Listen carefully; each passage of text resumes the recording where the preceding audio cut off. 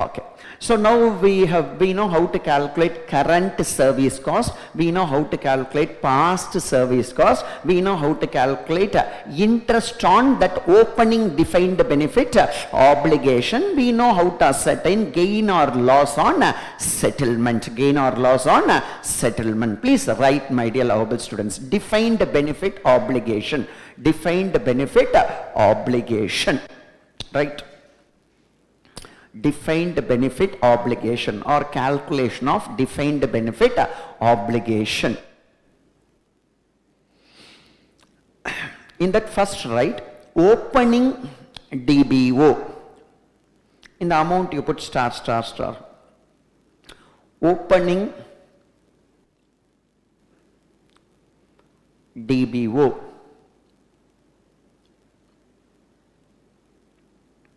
Add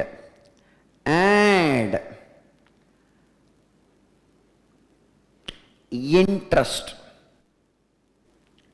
Add interest on defined benefit obligation. We know how to calculate this interest. That discounting rate we have to apply it on opening DBO so that you will be getting the interest on defined benefit obligation. Put the amount column, asterisk, amount, add current service cost, add current service cost. So we know what is current service cost, which is nothing but the increase in the present value of defined benefit obligation resulting from employee services in the current period. It is nothing but the amount of benefit attributable to current year of service. அவனுக்கு ரிட்டையர்மெண்ட்ல ஏதோ ஒரு பெரிய பணம் கிடைக்க போறது, அந்த பணத்துல ஒரு போர்ஷன் வந்து கரண்ட் இயர் சர்வீஸ்னால வந்தது. அதான் projected unit credit method. So அந்த ரிட்டையர்மெண்ட்ல அவனுக்கு கிடைக்க போற ஒரு லம்சம் அமௌண்ட் வந்து இந்த வருஷ சர்வீஸ் அது கான்ட்ரிபியூட் பண்ணிருக்கு அப்படின்ற மாதிரி அதை டிவைட் பண்ணி நம்ம ஒரு அமௌண்ட்டை அரைவ் பண்றோம். So this year of service has given rise to that obligation in the future. So அதை எப்படி கொண்டு வருது? இந்த வருஷம் சர்வீஸும் கான்ட்ரிபியூட் பண்ணிருக்கு அவனோட ரிட்டையர்மெண்ட் பெனிஃபிட்ல. பட் எவ்வளவு போர்ஷன் கான்ட்ரிபியூட் பண்ணிருக்கு? ப்ரொஜெக்டட் யூனிட் கிரெடிட் மெத்தட்ல ஸ்ட்ரைட் லைன் பேசிஸ்ல பண்ணிக்கோ அப்படின்னு சொல்றான். ஓகேவா? ரைட்.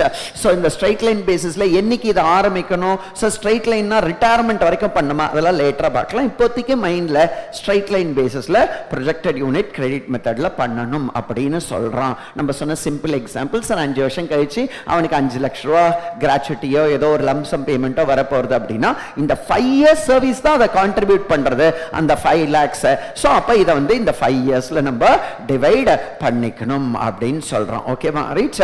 சரி, அப்போ ஸ்ட்ரைட் லைன் மெத்தட் ஏதோ ஒன்று சொன்னீங்களே சார், இது ஃபுல்லாவே அப்படியே ரிட்டையர்மெண்ட் வரைக்கும் அப்படியே ஸ்ட்ரைட் லைன் ஆகாதா?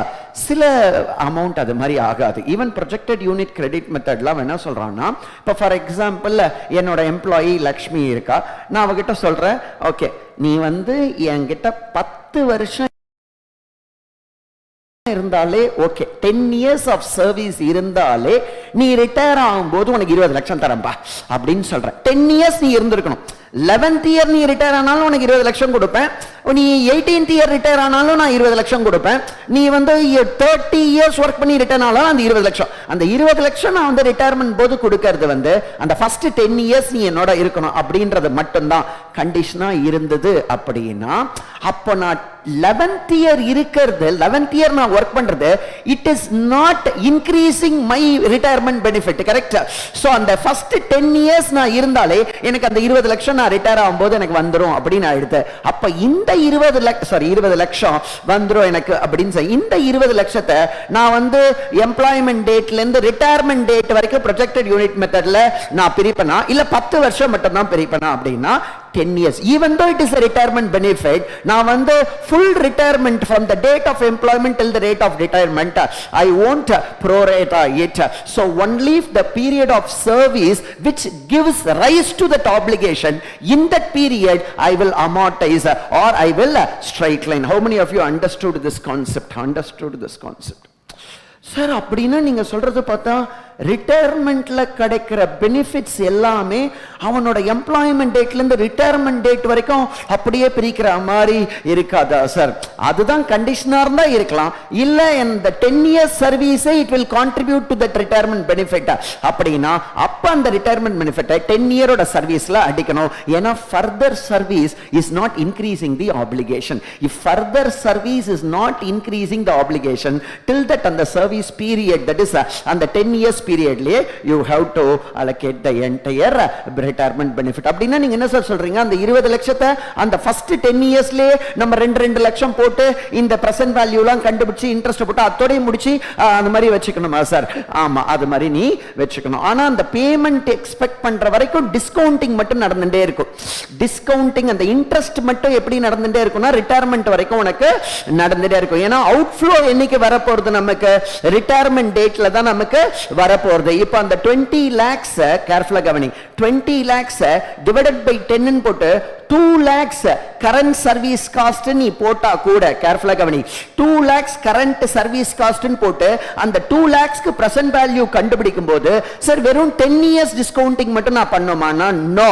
ஏன்னா அவன் என்னைக்கு சாவான், என்னைக்கு ரிட்டையர் ஆவான், அதெல்லாம் ஆக்சுவரி எஸ்டிமேட் பண்ணி அதை கொடுத்து அந்த தேதிக்கு வரைக்கும் நீ வந்து ஃபார் எக்ஸாம்பிள் 20 yearsல தான் ரிட்டையர் ஆக போறான்னா அந்த 2 lakhs 20 yearsக்கு நீ டிஸ்கவுண்ட் பண்ணி ஆகணும். நான் பேசுறது புரியுறதா இல்லையா? அப்படின்னா நீங்க சொல்றத பார்த்தா அந்த 10th year முடியும் போதே டிபிஓ 20 lakhs வராதா? வராது. 10th year முடியும் போது, ஏன்னா ரிட்டையர்மெண்ட்ல அன்னைக்கு டிபிஓ 20 lakhs வந்தா நமக்கு போதும். நான் பேசுறது புரியுறதா உனக்கு? நான் பேசுறது புரியுதா? இதே நார்மலா நம்ம இப்ப லாஸ்ட் வருஷம் போட்டோம்ல, ரிட்டையர்மெண்ட் 5 yearsல ரிட்டையர் ஆயிடுவான் 5 lakhs. சோ அந்த 5 lakhs 5 ஆல் டிவைட் பண்ணி அது மாதிரிலாம் போடும்போது கடைசியா வர final TPO will be exactly equal to 5 lakhs.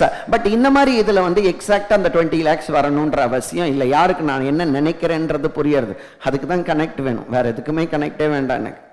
உன்னோட கனெக்ட்னு நான் கேட்கறது இது மாதிரி நான் நினைக்கிறத நீனும் புரிஞ்சுக்கணும் அப்படின்றது மட்டும்தான் எனக்கு இந்த கனெக்ட் தேவை அப்படின்னு ஆசைப்படுறேன். உண்மையா புரியறது அடிச்சல்லமா, உண்மையா புரியறத நான் என்ன நினைக்கிறேன்னு சார். அப்படின்னா இந்த benefit attributable to the period of service, benefit attributable to the period of service என்றது the service if it gives rise to that obligation, அந்த சர்வீஸ் அவனுக்கு ஆப்ளிகேஷனை கொடுத்துருக்கணும். இந்த 10 வருஷ சர்வீஸ் எனக்கு அந்த ஆப்ளிகேஷனை கொடுத்துருக்கு அப்படின்னா இந்த 10 வருஷத்துல நான் என்ன பண்ணணும்னா அதை நான் அமார்டைஸ் பண்ணணும் அப்படின்னு சொல்றான். கிளியர் கண்ணா? கிளியர்? அழகா புரிஞ்சுத்தான் எழுதிக்கும். ஸோ கரண்ட் சர்வீஸ் காஸ்ட் எழுதிட்டியப்ப கரண்ட் சர்வீஸ் காஸ்ட். ஸோ என் குழந்தைங்களுக்கு கரண்ட் சர்வீஸ் காஸ்ட் எப்படின்றது தெரிஞ்செடுத்து add past service cost. Add past service cost in bracket vested / unvested. Add past service cost bracket vested / unvested. அதுவும் add பண்ணிடு. Sir past service cost எனக்கு தெரியும் sir, ஏதோ ஒரு பிளான் அமெண்ட்மெண்ட்டை மாத்துறீங்க, ஃபார்முலாவை மாத்துறீங்க, அவனுக்கு கொடுக்க வேண்டிய பெனிஃபிட்டை எய்தர் இன்க்ரீஸ் பண்றீங்க. Past service cost add or லெஸ்ன்னு போட்டுக்கோ, பிளஸ் அண்ட் மைனஸ்னு போட்டுக்கோ. ஏன்னா பாஸ்ட் சர்வீஸ் காஸ்ட்ன்றது எப்பயுமே இன்க்ரீஸ்ன்னு சொல்ல முடியாது. நம்ம பெனிஃபிட்டை குறைக்கிறதுக்கும் சான்சஸ் இருக்கு, கரெக்டா இல்லையா? ஃபார்முலாவை நம்ம சேஞ்ச் பண்றதுக்கும் சான்சஸ் இருக்கு. ஸோ நம்ம இனிஷியலா 3/4 இன்டூ லாஸ்ட் ஆன் சேலரின்னு அவனுக்கு ஃபர்ஸ்ட் ப்ராமிஸ் பண்ணிட்டு அப்புறம் அதெல்லாம் முடியாது, 2/3 தான் எங்களால கொடுக்க முடியும். ஸோ 75% ஒரு 66% நீ கொண்டு வந்த அப்படின்னா நெகட்டிவ் சர்வீஸ் காஸ்ட் வந்துடும். சோ அப்ப past service cost can also be negative. So plus or minus past service cost அப்படின்னு எழுதிக்கோ. சோ பிளஸ் ஆவும் இருக்கலாம், அது மைனஸ் ஆவும் இருக்கலாம். இப்போ இந்த பாஸ்ட் சர்வீஸ் காஸ்ட்ன்றது எனக்கு என்ன தெரியும் சார், இப்போ நீங்க வந்து அந்த பெனிஃபிட் அமௌண்ட்டை நீங்க மாத்துறதுனால டிபிஓல எதுவும் சேஞ்ச் வந்தது, பாசிட்டிவ் சேஞ்சா இருந்தா expenses, negative change expense and liability, negative சேஞ்சா இருந்தா decrease in liability and negative expenses. Okay sir, அதெல்லாம் எனக்கு ஜர்னல் என்ட்ரிலாம் எனக்கு போட்டு தெரியும் sir. Expense past service cost to DBO or DBO to past service cost, that is fine sir. ஏதோ vested unvested அப்படின்னு சொல்றீங்களா, அது என்ன வெஸ்டட் அன்வெஸ்டட்? இப்போ ஃபார் எக்ஸாம்பிள் நம்ம ஒரு ஏதோ ஒரு பெனிஃபிட்ல ஒரு சேஞ்ச் பண்றோம் கண்ணா, அந்த சேஞ்ச் பண்ணும்போதே நான் என்ன சொல்றேன்னா இந்த சேஞ்ச் வந்து இத்தனை வருஷம் வேலை பார்த்தவனுக்கு மட்டும்தான் இந்த சேஞ்ச், அந்த மாதிரி ஏதோ ஒன்று கொண்டு வரேன். ஃபார் எக்ஸாம்பிள் இப்போ ஒரு பென்ஷன் பிளான் நான் பண்றேன். இப்போ பென்ஷன் என்னன்னா, இப்போ ஒரு 1% on the final amount of salary, அது வரைக்கும் உனக்கு வந்து பென்ஷன் கிடைக்கும் அப்படின்னு சொல்லி ஒரு பென்ஷன் அமௌண்ட்டை நான் சொல்றேன். லேட்டரா அந்த பென்ஷன் அமௌண்ட்டை நான் என்ன பண்றேன்னா 1% வந்து 2% மாத்துறேன். ஸோ அப்போ பென்ஷன் வந்து 1% கொடுக்குறேன்னு ப்ராமிஸ் பண்ணதை இப்போ நான் என்னன்னு சொல்றேன் 2% மாத்துறேன். ஸோ அப்போ 2% மாத்துறேன் அப்படின்னா நான் வந்து பெனிஃபிட்டை சேஞ்ச் பண்றேன். அப்போ நான் பெனிஃபிட்டை சேஞ்ச் பண்றேன் அப்படின்னா இப்போ என்னோட டிபிஓ சேஞ்ச் ஆக போறது, என்னோட டிபிஓ சேஞ்ச் ஆக போறது. ஸோ இந்த பெனிஃபிட்டை சேஞ்ச் பண்ணதுனால என் டிபிஓ சேஞ்ச் ஆகுது. நான் past service cost resulting from the service of the prior period. So நான் பாஸ் சர்வீஸ் காஸ்ட் அப்படின்னு ஒன்று போட போறேன்றது எனக்கு தெரியாது, எனக்கு அந்த கிளாரிட்டி இருக்கு.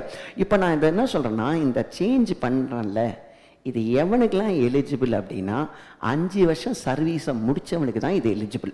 இந்த சேஞ்ச் வந்து 5 இயர்ஸ் சர்வீஸை முடிச்சவனுக்கு தான் எலிஜிபிள் அப்படின்னு சொல்றேன். இப்போ என்கிட்ட வந்து 100 எம்ப்ளாயி இருக்கான், என்கிட்ட 100 எம்ப்ளாயி இருக்கான். 60 எம்ப்ளாயி வந்து 5 இயர்ஸ் சர்வீஸை முடிச்சிட்டான். 40 எம்ப்ளாயி இன்னும் 5 இயர்ஸ் சர்வீஸை முடிக்கல. ஸோ என்கிட்ட 100 எம்ப்ளாயி இருக்கான். 60 எம்ப்ளாயிஸ் வந்து 5 இயர்ஸ் சர்வீஸை முடிச்சிட்டான். 40 எம்ப்ளாயிஸ் 5 இயர்ஸ் சர்வீஸை இன்னும் முடிக்கல. அவன் 3 இயர்ஸ்ல இருக்கான், 2 இயர்ஸ்ல இருக்கான், அது மாதிரி எல்லாம் வேரியட் சர்வீஸ் இதில் இருக்கான். ஸோ இப்போ நான் என்ன சொல்லிட்டேன்னா, டே 100 எம்ப்ளாயி இருக்கீங்க, உங்க எல்லாருக்குமே நான் தரேன். ஆனா எல்லாரும் 5 வருஷம் முடிச்சீங்கன்னா எலிஜிபிள், அதுக்கு இல்லைன்னா இந்த பெனிஃபிட்டுக்கு, இந்த ரிவைஸ்ட் பெனிஃபிட்டுக்கு நீங்க எலிஜிபிள் கிடையாது. 5 இயர்ஸ் யாரெல்லாம் முடிச்சிருக்கானோ அவன் எலிஜிபிள். சார் அப்போ நீங்க என்ன சொல்றீங்கன்னா 100 எம்ப்ளாயி இருக்கான், அதுல 60 எம்ப்ளாயி வந்து 5 இயர்ஸ் சர்வீஸ் முடிஞ்சிச்சு, மிச்சம் இருக்க 40 எம்ப்ளாயிஸ் 5 இயர்ஸ் சர்வீஸ் முடியல, ஒருத்தன் 1 இயர் 2 இயர் 3 இயர், ஒருத்தன் 4 இயர், அது மாதிரி சர்வீஸ்ல இருக்கான். நீங்க ஒரு பிளான் மாத்துறீங்க, ஆல்ரெடி ஒரு பெனிஃபிட் கொடுத்துருக்கீங்க, ஏதோ 1% சொல்லி அதை 2% இன்க்ரீஸ் பண்றீங்க. எல்லாருக்கும் எலிஜிபிள் provided 5 இயர்ஸ் அவன் இருக்கணும். இப்போ பார்த்தோம்னா இப்போ இந்த பிளான் அமெண்ட்மென்ட்னால என்னோட டிபிஓ சேஞ்ச் ஆகுது. அந்த change in TPO for example ஒரு 70 கோடி வருது. இது சேஞ்ச் இன் டிபிஓ. இந்த பிளானை நான் மாத்துறதுனால என்னோட டிபிஓ வந்து ஒரு 70 கோடி வந்து இப்போ நான் பிளானை என்ன பண்றேன், இன்க்ரீஸ் பண்றேன் பெனிஃபிட்டை. ஸோ அப்போ என்னோட டிபிஓ வந்து இன்க்ரீஸ் ஆகுது. ஸோ என்னோட லயபிலிட்டி 70 கோடி இன்க்ரீஸ் ஆகுது இந்த பாஸ்ட் சர்வீஸ் காஸ்ட்னால. தட் இஸ் இந்த பெனிஃபிட்டை சேஞ்ச் பண்றதுனால எனக்கு 70 கோடி இன்க்ரீஸ் ஆகுது. இப்ப क्वेश्चन என்னன்னா, சார் இந்த 70 கோடி அப்படியே எல்லாமே வெஸ்டா எடுத்தா whether the employee all employees are entitled to that benefit னா கிடையாது. கரெக்டா இல்லையா? சோ இதுல பார்த்தோம் அப்படின்னா 60 எம்ப்ளாயிக்கு they are entitled to that benefit. 40 employee they are not entitled to the benefit today, but they may be entitled to the benefit if they continue the service for another 2-3 years. அவனுக்கு அந்த benefit வரதுக்கு chance இருக்கு, அவனுக்கு வராதுன்னு கிடையாது. இந்த 40 எம்ப்ளாயிக்கு பெனிஃபிட்டே கிடையாதுன்னு கிடையாது.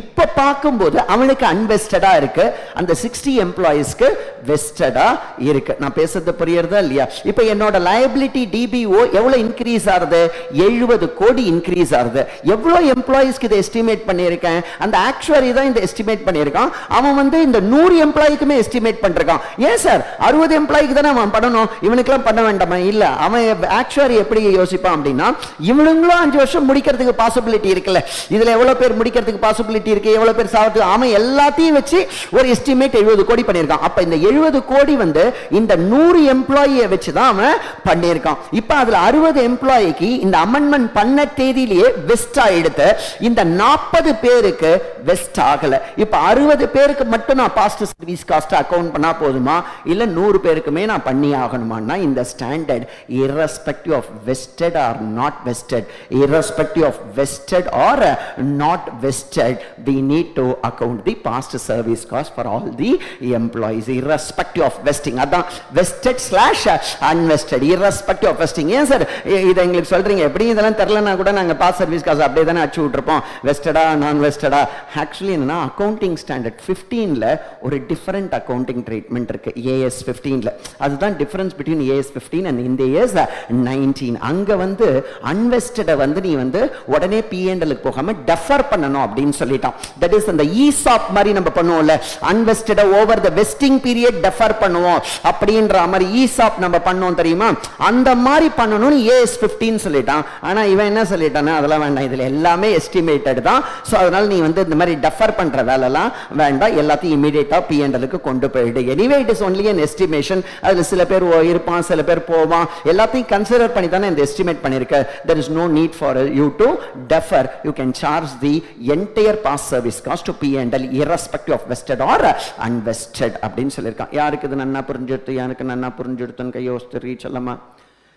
சார் அப்படின்னா நீங்க என்ன சொல்றீங்கன்னா, இப்போ ஒரு டிபிஓ 70 கோடி இன்க்ரீஸ் ஆகுது, 100 எம்ப்ளாயி இருக்கான், அந்த ரிவைஸ்டு பெனிஃபிட் 60 எம்ப்ளாய்க்கு தான் வெஸ்ட் ஆயிருக்கு, 40 எம்ப்ளாய்க்கு வெஸ்ட் ஆகல. ஸோ அந்த 60 எம்ப்ளாய்க்கு அந்த 70 கோடியில ஒரு அமௌண்ட் இருக்கும். இந்த 40 எம்ப்ளாயில ஃபார் எக்ஸாம்பிள் அந்த 60 எம்ப்ளாய்க்கு அந்த 70 கோடியில 50 கோடின்னு வச்சுக்கோ, 40 எம்ப்ளாய்க்கு 20 கோடி. ஸோ 50 கோடி வந்து ஓகே வெஸ்ட் ஆயிடுச்சு, நான் அதை வந்து பாஸ் சர்வீஸ் காஸ்ட் டிபி1 போடணும். இந்த 20 எம்ப்ளாய்க்கு ஒரு 20 கோடி இருக்கு, அது வெஸ்ட் ஆகல, பட் ஆனா அதுக்கும் நீங்க பாஸ் சர்வீஸ் காஸ்ட் டிபி1 போட்டு P&L அடின்னு சொல்றீங்களா? ஆமா, irrespective of vesting, past service cost should be taken to profit and loss account. இது எதுக்காக நான் இதை இங்க சொல்லணும் அவசியம் என்னன்னா, AS 15க்கும் இந்த AS 19க்கும் இந்த இடத்துல ஒரு டிஃபரன்ஸ் இருக்கு. இந்த இடத்துல ஒரு டிஃபரன்ஸ் இருக்கு. இங்க வந்து இந்த மாதிரி டெஃபர் பண்ணணும் அந்த பாஸ் சர்வீஸ் காஸ்ட்ன்ற கான்செப்ட் கிடையாது. இமிடியேட்டா ப்ராஃபிட் அண்ட் லாஸ் அக்கௌண்ட்டுக்கு கொண்டு போ அப்படின்னு சொல்றோம். ஸோ இந்த AS is an improvement over AS 15 தான் அப்படின்னு பார்க்கும்போது. ஓகேவா ரைட்? அப்படின்னா சார் இந்த AS 15 ஒரு காலத்துல IFRSல இருந்தானே சார் அடிச்சிருப்போம். ஆமாங்கண்ணா. அப்படின்னா IFRS இம்ப்ரூவ் ஆகுதா சார் ஓவர் த பீரியட்? அவன் சொன்ன பிரின்சிபலையே அவன் மாத்தின்னு இருக்கானா சார்? ஆமாங்கண்ணா, அவன் சொன்ன பிரின்சிபல்லையே அவன் என்ன பண்ணிட்டு இருக்கான், ஓவர் த பீரியட் மாத்தின்னு இருக்கான். மேபி எக்ஸ்பர்ட்ஸ் ஒப்பீனியன் கொடுக்குறான். எல்லாத்துலேயும் இந்த ஆக்சுவரியல் இது இருக்கு, இப்போ எதுக்கு இது மட்டும் அன்வெஸ்டட் அதெல்லாம் போட்டு பிரிச்சுட்டு இருக்க? அது ஓகே, ஷேர் பேஸ்டு பேமெண்ட்டுக்கு இந்த வெஸ்டிங் பீரியட்ல பண்ணணும், அது ஓகே. இங்கேயும் இங்கே தான் நிறைய ஆக்சுவரியல் அசம்ஷன்ஸ் தான் இருக்கு. அதோடைய அது உடனே P&L-க்கு போனால் என்ன தப்பு இருக்குன்னு சரி ஓகே, உடனே P&L-க்கு கொண்டு போய்க்கலாம். So even if it is unvested, because anyway employees are going to do that service, அதெல்லாம் ஆக்சுவரி எடுத்து தானே அதை பண்ணிட்டு இருக்கான் இந்த டிபிஓ சேஞ்ச. ஸோ அதனால நம்ம உடனே P&L-க்கு கொண்டு போயிடலாம். ஸோ அப்படின்னா ஸ்டாண்டர்ட்ஸ்ல இன்னைக்கு இருக்கிற பிரின்சிபல் என்னைக்கும் இல்லை அப்படின்னு நீ நினைச்சுக்கலாம். புரியுறதா இல்லையா? நீ இப்ப நாளைக்கு இன்னொரு 5 வருஷம் கழிச்சு போது இதையே மாத்துறதுக்கான பாசிபிலிட்டி இருக்கானா? மாத்துறதுக்கான பாசிபிலிட்டி இருக்கு. அது ஒரு அக்கௌண்டிங் கன்வீனியன்ஸ்க்காகவும் அவன் கொண்டு வந்திருக்கலாம். இதை உட்காந்து டெஃபர் பண்ணிட்டு டைம் வேஸ்ட் பண்ணிட்டு இருக்காம. ஸோ நீ P&L-க்கு எனிவே டெஃபர் பண்ணாலும் எங்க கொண்டு போற? P&L கொண்டு போற. ஆல்ரெடி இது எஸ்டிமேட் தான், உடனேவே P&L-க்கு கொண்டு போ அப்படின்னு சொல்றான். ஓகேவா? So add past service cost, add slash less loss slash gain on settlement. Loss வந்து ஆட் பண்ணும், கெயின் வந்து கழிக்கணும்.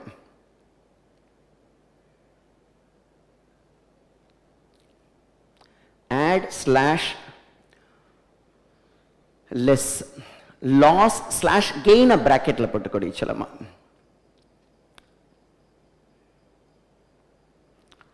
ஸோ உனக்கு செட்டில்மெண்ட் சொல்லியிருக்கேன்ல, செட்டில்மெண்ட் போது நமக்கு ஒரு கெயின் ஆர் லாஸ் வரதுக்கு சான்ஸ் இருக்கான்னா சான்சஸ் இருக்கு. ஃபார் எக்ஸாம்பிள் இப்போ நமக்கு இந்த gain on loss on settlement இன்னொரு தடவை சொல்லுங்க சார். ஃபார் எக்ஸாம்பிள் எனக்கு வந்து நிறைய ஃபேக்ட்ரி இருக்கு. இப்போ ஒரு ஃபேக்ட்ரியை நான் க்ளோஸ் பண்ணணும்னு டிசைட் பண்ணிட்டேன். ஸோ அந்த ஃபேக்ட்ரி எம்ப்ளாயிஸ்க்கு மட்டும் 60 கோடி வருது. ஓகேவா ரைட்? ஆல்ரெடி டிபி வந்து 60 கோடி வருது.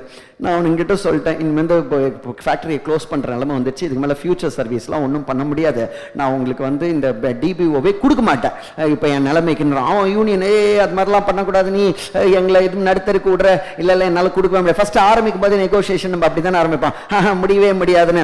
அப்புறம் யூனியன் வந்து பேசுவான், இல்லை இல்லை அப்படிலாம் பேசக்கூடாது, கொஞ்சமாவது கொடுக்கணும், இது அதுன்னு பேசி நம்மகிட்ட ஆக்சுவலி நம்ம 60 கோடி ஆல்ரெடி லயபிலிட்டி பண்ணி வச்சிருக்கோம், ப்ரொவைட் பண்ணி வச்சிருக்கோம். ஸோ அந்த யூனியனோட பேசி கீசி இப்போ பாரு ஃபேக்டரியை மூடுறோம், இதுக்கு மேலே எப்படி நான் ரிட்டையர்மெண்ட் பெனிஃபிட்டை கொடுக்கறது, அதெல்லாம் ப்ராக்டிக்கலாக பாசிபிள் இல்லை, ஆல்ரெடி கிரெடிட்டார்ஸ்க்கு இதுக்கே எனக்கு இப்போ இதாக இருக்கு அப்படிலாம் பேசி இனிமேல் பெனிஃபிட்டே கிடையாது உங்களுக்கு, வேணா நீங்களாம் கொஞ்சம் இருந்துக்கலாம் அந்த அதர் ஃபேக்டரி ஃபேக்டரியில் கிஃப்ட்ரியில் எதனா வேலைக்கெல்லாம் போட்டு தரேன், பட் இந்த பெனிஃபிட்லாம் நீ என்கிட்ட கேட்காதுன்ற. ஸோ அவன் வந்து நெகோஷியேட் பண்ணி இல்லை ஒரு 40 கோடி கொடுங்க அப்படின்னு சொல்கிறான். சரி போனால் போகிறதுன்னு 40 கோடி. ஆல்ரெடி டிபிஓவில் நமக்கு எவ்வளோ கோடி ப்ரொவைட் பண்ணி வச்சுருக்கோம் இந்த எம்ப்ளாயிஸ்க்கு? 60 கோடி. இப்போ செட்டில்மெண்ட் எவ்வளோ கோடியில் முடிக்கிறோம்? 40 கோடியில் முடிக்கிறோம். அப்படின்னா நமக்கு கெயின் எவ்வளோ வருது? நமக்கு 20 கோடி. ஸோ இந்த கெயினுக்கு நம்ம என்ன என்ட்ரி போடுவோம்? TPO account debit to gain on settlement அப்படின்னு சொல்லி இதை நம்ம பிஎன்எலுக்கு கொண்டு போடுவோம். TPO account debit to gain on settlement. அப்போ டிபிஓவை டெபிட் பண்ற, அப்போ இது ஒரு டிடக்டிங் எலிமெண்ட். ஸோ அதனால கெயினை வந்து நம்ம லெஸ் பண்ணணும். சம்டைம்ஸ் 60 கோடி தான் டிபிஓவில் பண்ணியிருப்ப. ஸோ நீ ஒரு செட்டில்மெண்ட் பண்ணும்போது தான் ஒன் டைம் செட்டில்மெண்ட் ஆச்சு, ஃபியூச்சர் சர்வீஸ் வேற இல்லைன்னு சொல்ற. ஸோ ஒன் டைமா 70 கோடி குத்துறீங்க, இல்லைன்னா நாங்கள் கோர்ட்டுக்கு போவோம். அது மாதிரிலாம் அவனுங்க ரொம்ப பவர்ஃபுல்லாக பண்றானுங்க. சரி ஓகே, நம்ம ஆல்ரெடி 60 கோடி தான் ப்ரொவைட் பண்ணியிருக்கோம். ஸோ 70 கோடியை கொடுத்து முடிச்சிடலாம் இவனுங்களே, இல்லைன்னா இவனுங்களை வேலைக்கெல்லாம் வச்சுட்டு இதெல்லாம் பண்ணணும். அதுவும் ஃபியூச்சர் சர்வீஸ்லாம் கான்ட்ரிபியூட் பண்ணா இந்த டிபிஓ வருஷம் ஏறிண்டே இருக்கும். ஸோ ஒன் டைம் செட்டில்மெண்ட்டா ஒரு 70 கோடி அடிச்சு முடிச்சிடலாம். ஆல்ரெடி டிபிஓ 60 crores தான் இருக்கு. ஸோ 70 crores கொடுத்து செட்டில் பண்றோம் அப்படின்னா அந்த 10 crores வந்து loss on settlement. Loss on settlement account debit to DBO. Settle பண்ணும்போது டிபிஓ டு பேங்க் போட்டு நம்ம செட்டில் பண்ணிடுவோம். கிளியர் கண்ணா? ரைட். ஸோ ஒரு செட்டில்மெண்ட் போது ப்ராஃபிட்டும் வரலாம், லாஸும் வரலாம். that will alter the DBO. அது மட்டும் எனக்கு தெரிஞ்சா போதும். ஒரு செட்டில்மெண்ட் போது ப்ராஃபிட்டும் வரலாம், லாஸும் வரலாம். that will change the DBO. gain on DBO we will deduct, loss on DBO we will add. that is loss on settlement we will add. Next, less benefits paid. Less benefits paid. Sir இப்போ இந்த TPO payment during the year எப்படி sir நடக்கலாம்? ஏன்னா இந்த வருஷம் நிறைய பேர் retire ஆயிருப்பாங்க, கரெக்டா இல்லையா? Right sir. ஸோ இந்த வருஷம் இப்போ இது வருஷம் நம்ம ப்ரிப்பேர் பண்ற டிபிஓ அக்கௌண்ட் தானே. ஸோ ஓப்பனிங் டிபிஓ இருக்கு, அதுக்கப்புறம் அதுக்கு இன்ட்ரெஸ்ட் அக்கௌண்ட் பண்ணுவோம், கரண்ட் சர்வீஸ் காஸ்ட் நம்ம அக்கௌண்ட் பண்ணுவோம், past service cost if any நம்ம அக்கௌண்ட் பண்ணுவோம், gain or loss and settlement நம்ம அக்கௌண்ட் பண்ணுவோம். இப்போ பெனிஃபிட் டிஸ்சார்ஜ் இருக்குல்ல, benefits paid or slash settlements paid அப்படின்னு போட்டுக்கோ. ஓகேவா? Right. Settlement is also benefit. சும்மா உனக்கு கிளாரிட்டிக்காக கொடுக்கிறேன். So benefit slash settlements paid. சரி, இது வந்து அந்த பிளான் அசெட்ல இருந்து எடுத்து கொடுப்பீங்களா? ஆமாங்க, நான் அந்த பிளான் அசெட்ஸ்ல இருந்து இதை எடுத்து கொடுப்பேன். அவுட் ஆஃப் பிளான் அசெட்ஸ்னு எழுதிக்கோ. In case there is plan asset, out of plan assets. அப்படின்னா இந்த பெனிஃபிட் நம்ம கொடுக்கும்போது அசெட் குறையுமா? ஆப்வியஸா பிளான் அசெட் குறையும். நம்ம பெனிஃபிட்டை டிஸ்சார்ஜ் பண்ணும்போது பிளான் அசெட் குறையும். ஸோ அப்போ இந்த பெனிஃபிட் பெய்டுக்கு என்ன சார் ஜர்னல் என்ட்ரி?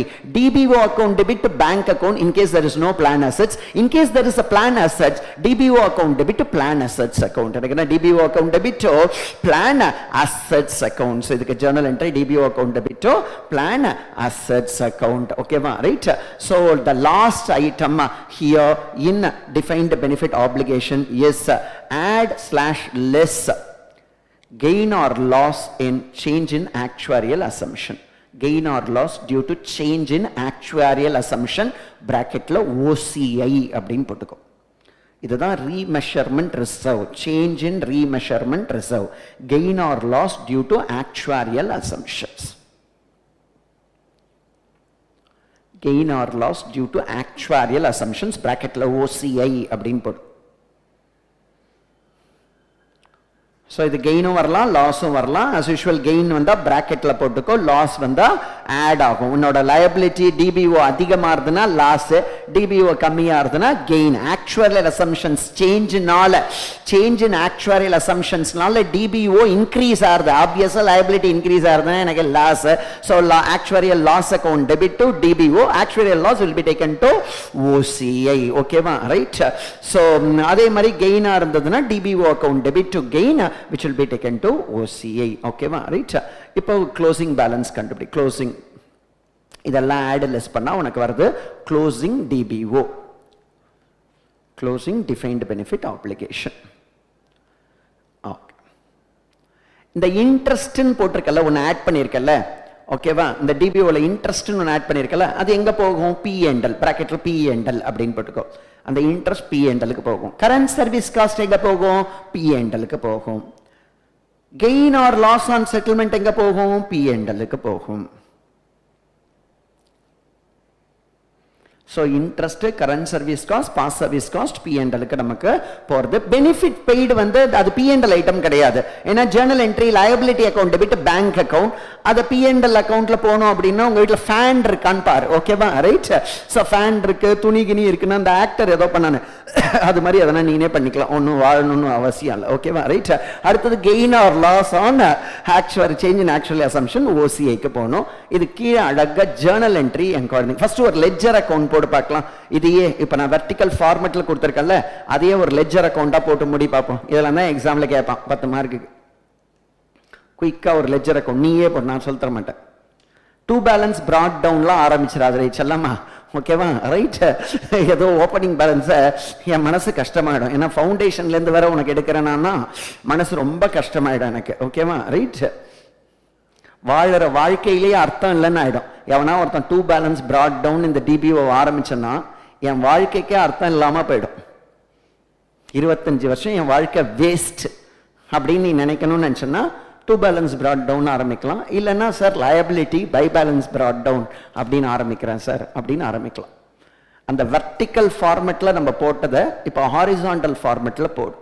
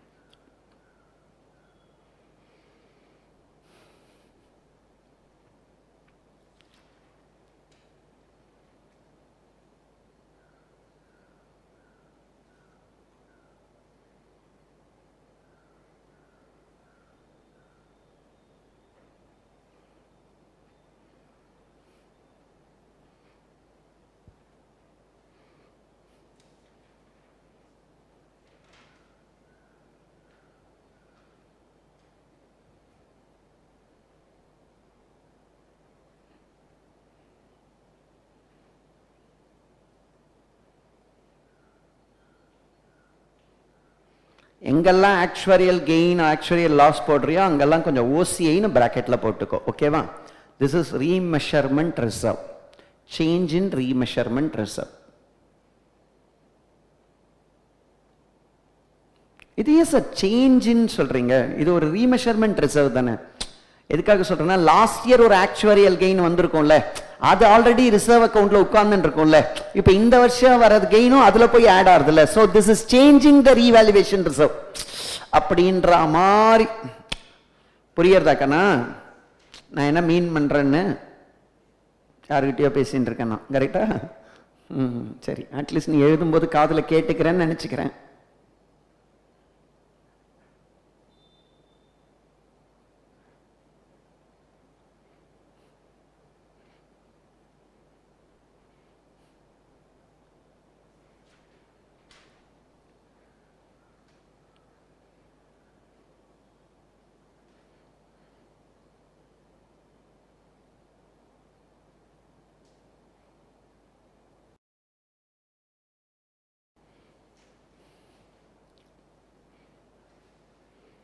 இந்த பாஸ்ட் சர்வீஸ் காஸ்ட்லேயே ரிடக்ஷன்லேயே கர்டைல்மெண்ட்டும் வந்துடும். That is reducing the benefits, decreasing the number of employees. அதில் எதுவும் கெயின் இருந்தாலும் இந்த பாஸ்ட் சர்வீஸ் காஸ்ட் நெகட்டிவ்னு ஒன்று போடுறல, அதுலேயே இந்த கெயின் ஆன் கர்டைல்மெண்ட் வந்துடும்.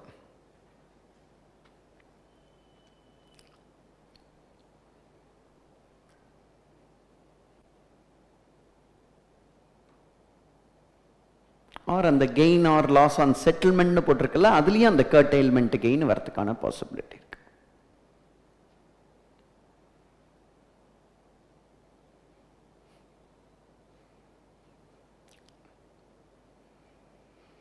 Comfortable Kanna?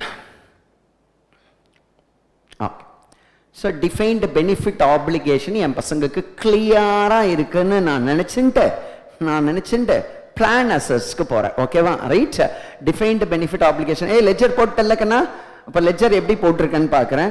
By balance brought down, opening DBO, by interest, by current service cost, by past service cost, loss, ஓகேவா? Past service காஸ்ட்ல பிராக்கெட்ல லாஸ் அப்படின்னு போட்டிருக்கோம். That is positive past service cost, கரெக்டா? ரைட். அதுக்கப்புறம் by actuarial loss பிராக்கெட்ல OCI, To past service cost negative, that is gain. To bank, that is benefits paid. To bank / plan assets அப்படினு போட்டுக்கோடி சொல்லமா. To bank / plan assets. In case there is a plan assets, you have to put only to plan assets கண்ணா. ஓகேவா? Right? plan assets இருக்குன்னா to plan assets அப்படினு போடுறது better. To actuarial gain, to balance carried down. To balance carried down. அதெல்லாம் போட்டிருக்க இடைச்சலமா to balance carried down closing DBO போட்டிருக்கியா? அதுக்கப்புறம் by balance brought down போட்டு total கீழே. ஓகேவா? Right? So we are very strong in journal entries and ledger account. நினைச்சுட்டு இருக்கேன் என் குழந்தைங்களுக்கு வந்து ஐடியா கிடைச்சிட்டுனா போதும் ஜேர்னல் யோசிக்கிறதுலாம் ஸ்ட்ராங் அப்படின்னு நான் நினைச்சுட்டு இருக்கேன். ஓகேவா? ரைட்? Next plan assets. என்னங்கன்னா பிளான் அசெட்ஸ். Plan assets நமக்கே தெரியும், assets held under long term employee benefit fund or qualified insurance policy. இந்த plan assets எப்படி சார் நம்ம ப்ரிப்பேர் பண்ணோம்? அழகா இங்க காமிச்சுக்கிறது ரொம்ப ஈஸி. இது ரொம்ப ஈஸி. இதுல இந்த மாதிரி நிறைய டேர்ம்ஸ் எல்லாம் கிடையாது, ரொம்ப ஈஸி. ஃபர்ஸ்ட் திங், ஒரு அசெட்டை நீ உருவாக்குற, ஒரு செப்பரேட் என்டிட்டியை கிரியேட் பண்ணி நீ கான்ட்ரிபியூட் பண்ற, என்ன பண்ணாலும் உங்ககிட்ட இருந்து ஒரு அசெட்டை உருவாக்குனா உங்ககிட்ட இருந்து பணம் போறது. கரெக்டா? ஸோ அப்போ ஒரு பிளான் அசெட்ஸ் நீ உருவாக்குற, ஒரு இன்சூரன்ஸ் கம்பெனிலேயே ஒரு குவாலிஃபைடு இன்சூரன்ஸ் பாலிசி எடுக்கிற உன்னோட employee பெனிஃபிட்ஸ்னா you have to pay premium, you have to contribute to that insurance company. அப்படினா நம்ம இனிஷியலா ஒரு பிளான் அசெட்டுக்கு we will contribute. அது மாதிரி ஒரு பிளான் அசெட்டுக்கு நீ கான்ட்ரிபியூட் பண்ணும்போது என்ன ஜர்னல் என்ட்ரி போடுவ? Plan assets account debit to bank account. சொன்னீங்கன்னா plan assets account debit to bank account, that is the contribution made to the plan asset. அப்ப அப்படிதான் ஒரு பிளான் அசெட் உருவாறதா சார்? ஆமா, ஒரு பிளான் அசெட் உருவாற first entry plan assets account debit to bank account. அதே ஒரு DBO உருவார first entry current service cost to DBO. DBO first உருவாறது current service cost to DBO அப்படின்னு உருவாறதுல, அதே மாதிரி பிளான் அசெட் உருவார entry original entry for plan assets is plan assets account debit to bank account. அப்படினா sir that is a contribution which you have made to create a plan asset. Yes, for that the journal entry is plan asset account debit to bank account. இந்த plan அசெட்ஸ்ல ஒரு expected ரிட்டர்னை account பண்ண சொல்றான். இந்த plan அசெட்ஸ்ல என்ன ரிட்டர்னை இது பண்ண சொல்றான், அக்கௌண்ட் பண்ண சொல்றான்? Expected return. சார் பிளான் அசெட்ஸ்க்கு ஆக்சுவல் ரிட்டர்ன் இருக்குமே, அதை பத்தி கவலைப்படாத, எக்ஸ்பெக்டட் ரிட்டர்ன் ஒன்னத்தை நீ அக்கௌண்ட் பண்ணணும் அப்படின்னு சொல்றான். அதுவும் இல்லாம அந்த எக்ஸ்பெக்டட் ரிட்டர்ன் என்னவா இருக்கணும் அப்படின்றதையும் அவன் சொல்லிடுறான். உன்னோட பிளான் அசெட்ஸ்ல எக்ஸ்பெக்டட் ரிட்டர்ன் என்னவா இருக்கணும் அப்படின்றதையும் அவனே தீர்மானம் பண்றான். சார் அவனேன்றே அது என்டிட்டியா இல்ல ஸ்டாண்டர்டா சார்? ஸ்டாண்டர்டே தீர்மானம் பண்றான். யாரே தீர்மானம் பண்றான்? ஸ்டாண்டர்டே தீர்மானம் பண்ணிடுறான். உன்னோட எக்ஸ்பெக்டட் ரிட்டர்ன் என்னவா இருக்கணும்ன்றத ஸ்டாண்டர்டே தீர்மானம் பண்ணிடுறான். சார் அவன் யார் சார் என்னோட எக்ஸ்பெக்டட் ரிட்டர்னை தீர்மானம் பண்றதுக்கு? இந்தியஸ் 19 என்ன சொல்றான்னா, நீ ஒரு ஆப்ளிகேஷனை டிஸ்கவுண்ட் பண்ணல, கவர்மெண்ட் பாண்ட் ரேட்டை வச்சு ஒரு ஆப்ளிகேஷனை டிஸ்கவுண்ட் பண்ணல, அதே ரேட்டை தான் உன்னோட எக்ஸ்பெக்டட் ரேட் ஆஃப் ரிட்டர்னா நீ வச்சுக்கணும் அப்படின்னு சொல்றான். அதே ரேட்டை தான் உன்னோட எக்ஸ்பெக்டட் ரேட் ஆஃப் ரிட்டர்னா வச்சுக்கணும்ன்றான். ஏன் அது மாதிரி வச்சுக்கணும்னு அவன் சொல்றான். ஏன் அது மாதிரி வச்சுக்கணும்னு சொல்றான்? நம்ம யோசிப்பான். அதெல்லாம் அவன் சொல்லல, நம்மளா யோசிப்பாப்ப ஏன் அந்த மாதிரி எக்ஸ்பெக்டட் ரேட் ஆஃப் ரிட்டர்னை நம்ம டிஸ்கவுண்டிங் ரேட்டையே வச்சுக்கணும் அப்படின்னு அடம் பிடிக்கிறான். ஒன்றும் இல்லை, அவன் எப்படி நினைக்கிறான், நீ எப்படி வாழணும்னு அவன் நினைக்கிறான்னா, அவன் இந்தியஸ் 19 எப்படி வாழணும்னு நினைக்கிறான்னா, நீ 5 வருஷம் கழிச்சு ஒருத்தனுக்கு 5 லட்சம் ரூபா கொடுக்க போறியா, அதுல இப்ப இந்த ஒரு வருஷ சர்வீஸ்னால, சும்மா ஒரு எக்ஸாம்பிள் வச்சுப்போம், இந்த ஒரு வருஷ சர்வீஸ்னாலேயே அந்த 5 லட்சம் ஆப்ளிகேஷன் உனக்கு அரைஸ் ஆயிடுது. ஃபர்ஸ்ட் இயர் ஒரு வருஷம் ஒர்க் பண்ணாலே 5 வருஷம் கழிச்சு நான் 5 லட்சம் தருவேன், அந்த மாதிரி ஒரு ஆப்ளிகேஷன் அரைஸ் ஆயிடுது. அப்படின்னா அந்த என்டையர் 5 lakhs பிரசன்ட் வேல்யூவை இன்னைக்கே அக்கௌண்ட் பண்ணிடுவேன். கரெக்டா? நீ 5 வருஷம் டிவைட் பண்ண மாட்டேன். ஏன்னா இந்த 5 இயர்ஸ்ல ஃபர்ஸ்ட் இயர் சர்வீஸே gives rise to that 5 lakh obligation அப்படின்னு ஆயிடுது. அப்படின்னா அந்த 5 lakhs present value 4 years discount பண்ணி ஒன்னு அக்கௌண்ட் பண்றல, 4 இயர்ஸ் அது என்ன டிஸ்கவுண்டிங் ரேட்டை எடுத்துக்க சொல்றான்? கவர்மெண்ட் பாண்ட் ரேட்டை அவன் எடுத்துக்க சொல்றான். சோ அந்த கவர்மெண்ட் பாண்ட் ரேட்டை யூஸ் பண்ணி நீ டிஸ்கவுண்ட் பண்ணி ஒரு பிரசன்ட் வேல்யூ கண்டுபிடிக்கிறல, அவன் என்ன நினைக்கிறான்னா, இப்ப அந்த பிரசன்ட் வேல்யூ ஒரு 3,50,000 வருது அப்படின்னா நீ என்ன பண்ணணும்னா, இந்த அமௌண்ட்டை இன்னைக்கே 3,50,000 அதே 10% பாண்ட்ல நீ இன்வெஸ்டும் பண்ணியிருக்கணும். அப்பதான் நீ நல்லவன். புரியுறதா? ஆப்ளிகேஷனை 3,50,000க்கு கிரியேட் பண்ணிட்டு இன்வெஸ்ட்மெண்ட்டை பண்ணாம விடக்கூடாது. நீ இன்வெஸ்ட் பண்ணணும், அதுவும் எந்த ரேட்லயே பண்ணியிருக்கணும். இது மாதிரி ரிஸ்க் எடுக்காத கவர்மெண்ட் பாண்ட்ஸ்ல பண்ணியிருக்கணும். ஏன்னா இந்த பணம் உனக்கு எம்ப்ளாயி ரிட்டையர் ஆகும்போது நீ கஷ்டம் இல்லாம கொடுத்தாகணும். ஸோ அதுதான் ஒரு ப்ரூடென்ட் பிசினஸ் பர்சனுக்கு அழகு. கரெக்டா இல்லையா? இன்னைக்கு ஒரு பிரசன்ட் வேல்யூ ஆஃப் டிபிஓ நீ கிரியேட் பண்றனா அந்த டிபிஓக்கு ஈக்குவலண்டா பிரசன்ட் வேல்யூ ஆஃப் டிபிஓக்கு ஈக்குவலண்டா இன்னைக்கே நீ ஒரு அசெட்டை தனியா ஒதுக்கி வைக்கிறதா நல்லது அப்படின்னு நினைக்கிறேன். அது மாதிரி நீ ஒதுக்கி வச்சிட்டனா இந்த டிபிஓவோட அந்த அசெட்டை அட்ஜஸ்ட் பண்ணி ஆக்சுவலி இந்த எம்ப்ளாயி ரிட்டையர் ஆகும்போது கூட உன்னோட ரேஷியோஸ்லாம் எதுவுமே அஃபெக்ட் ஆகாது. இந்த எம்ப்ளாயிக்கான ரிட்டையர்மெண்ட் பெனிஃபிட் வந்து எல்லாத்துக்குமே நீ பக்காவா பிளான் பண்ணியிருக்க அப்படின்ற மாதிரி இருக்கணும்னு அவன் நினைக்கிறான். அப்போ நம்ம 10% பாண்ட் ரேட்டை யூஸ் பண்ணி கவர்மெண்ட் பாண்ட் ரேட்டை யூஸ் பண்ணி டிஸ்கவுண்ட் பண்ணி 3,50,000 அப்படின்னு ஃபர்ஸ்ட் இயர் எண்ட்ல நம்ம லயபிலிட்டியை கிரியேட் பண்ணிருக்கோம். இந்த 3,50,000 வந்து இந்த இன்ட்ரெஸ்ட் அன்வைண்ட் ஆகி அந்த 5th இயர்ல 5 lakhs மாற போறது. அப்ப நீங்க இன்வெஸ்ட் பண்றதும் இதே மாதிரி 3,50,000 10%ல பண்ண அப்படின்னா அது என்ன ஆகும்? அந்த 10% ஆகி கடைசியா 5th இயர்ல அந்த இன்வெஸ்ட்மெண்ட்ஸ் 5 lakhs வரும். அதை எடுத்து இந்த லயபிலிட்டியை நீ டிஸ்சார்ஜ் பண்ணிடலாம். சோ அதனால உன்னோட எக்ஸ்பெக்டட் ரிட்டர்ன் எவ்வளவு இருக்கணும் அப்படின்னு சொல்றான்னா சேம் ரிட்டர்னா தான் இருக்கணும் அப்படின்னு சொல்றான். சார் அந்த எக்ஸ்பெக்டட் ரிட்டர்ன் இவன் சொல்றான், பட் நான் கொஞ்சம் அதிகமா வருது இன்வெஸ்ட் பண்றேன், நாளைக்கு எனக்கு எதனா பணம் வேணும்னா நான் யூஸ் பண்ணிக்கலாம். அந்த டிஃபரன்ஸ் என்னன்னா அந்த difference between the actual return and the expected return actuarial that is remeasurement ரிசர்வ்க்கு கொண்டு போ. ஒரு ஆக்சுவரியல் கெயின் ஆர் லாஸ் மாதிரி அதை ட்ரீட் பண்ணி change in the return on plan assets அதை நீ எங்க கொண்டு போ அப்படின்றனா ஓசிஐக்கு கொண்டு போ. சோ P&L க்கு கொண்டு போக கூடாது, அதை ஓசிஐக்கு கொண்டு போ, நான் ரீகிளாசிஃபைபிளா கொண்டு போன்றான். ஏன் சார் இது அது ஓகே ஒரு ஆக்சுவரி, இது நான் இன்வெஸ்ட் பண்றது இதுல வரத P&L க்கு இதுல வரத P&L கொண்டு போனான்னா இவனுங்க ஹை ரிஸ்க் இன்வெஸ்ட்மென்ட் பண்ணி உட்கார்ந்துட்டு சோ நாளைக்கு என்ன P&L அதிகமாகும், நம்ம ஆல்ரெடி உழைச்சி அந்த கூட்ஸ் வித்து சம்பாதிக்கிற பணம் கம்மியா இருந்ததுன்னா இந்த இன்வெஸ்ட்மென்ட் எதனா இந்த பணத்துல நீ ரிஸ்க் எடுக்க கூடாதுன்றதுனால இந்த change in the return on plan அசெட்ஸையும் எங்க தூக்கின் போய் போடு? ஓசிஐல போடு. This should not have anything in your performance. உன்னோட performance statementsல இந்த இன்வெஸ்ட்மென்ட்ஸோட இந்த ரிட்டர்ன்ஸ் எதுமே உன்னோட performance statementsக்கு போக கூடாது. உன்னோட actual minus expected, actual return on plan assets minus expected return on plan assets should not be taken to profit and loss account. It should be taken to OCI. But expected return on plan assets can be taken to profit and loss account because the interest on the DBO is already taken to P&L. So the expected return on plan assets can be taken to P&L so that it will not have any impact in the profit and loss account. It will not have any impact in the profit and loss account. How many of you understood this concept? How many of you understood this concept? Sir அப்படின்னா expected return on plan assets P&L கொண்டு போலான்றான்.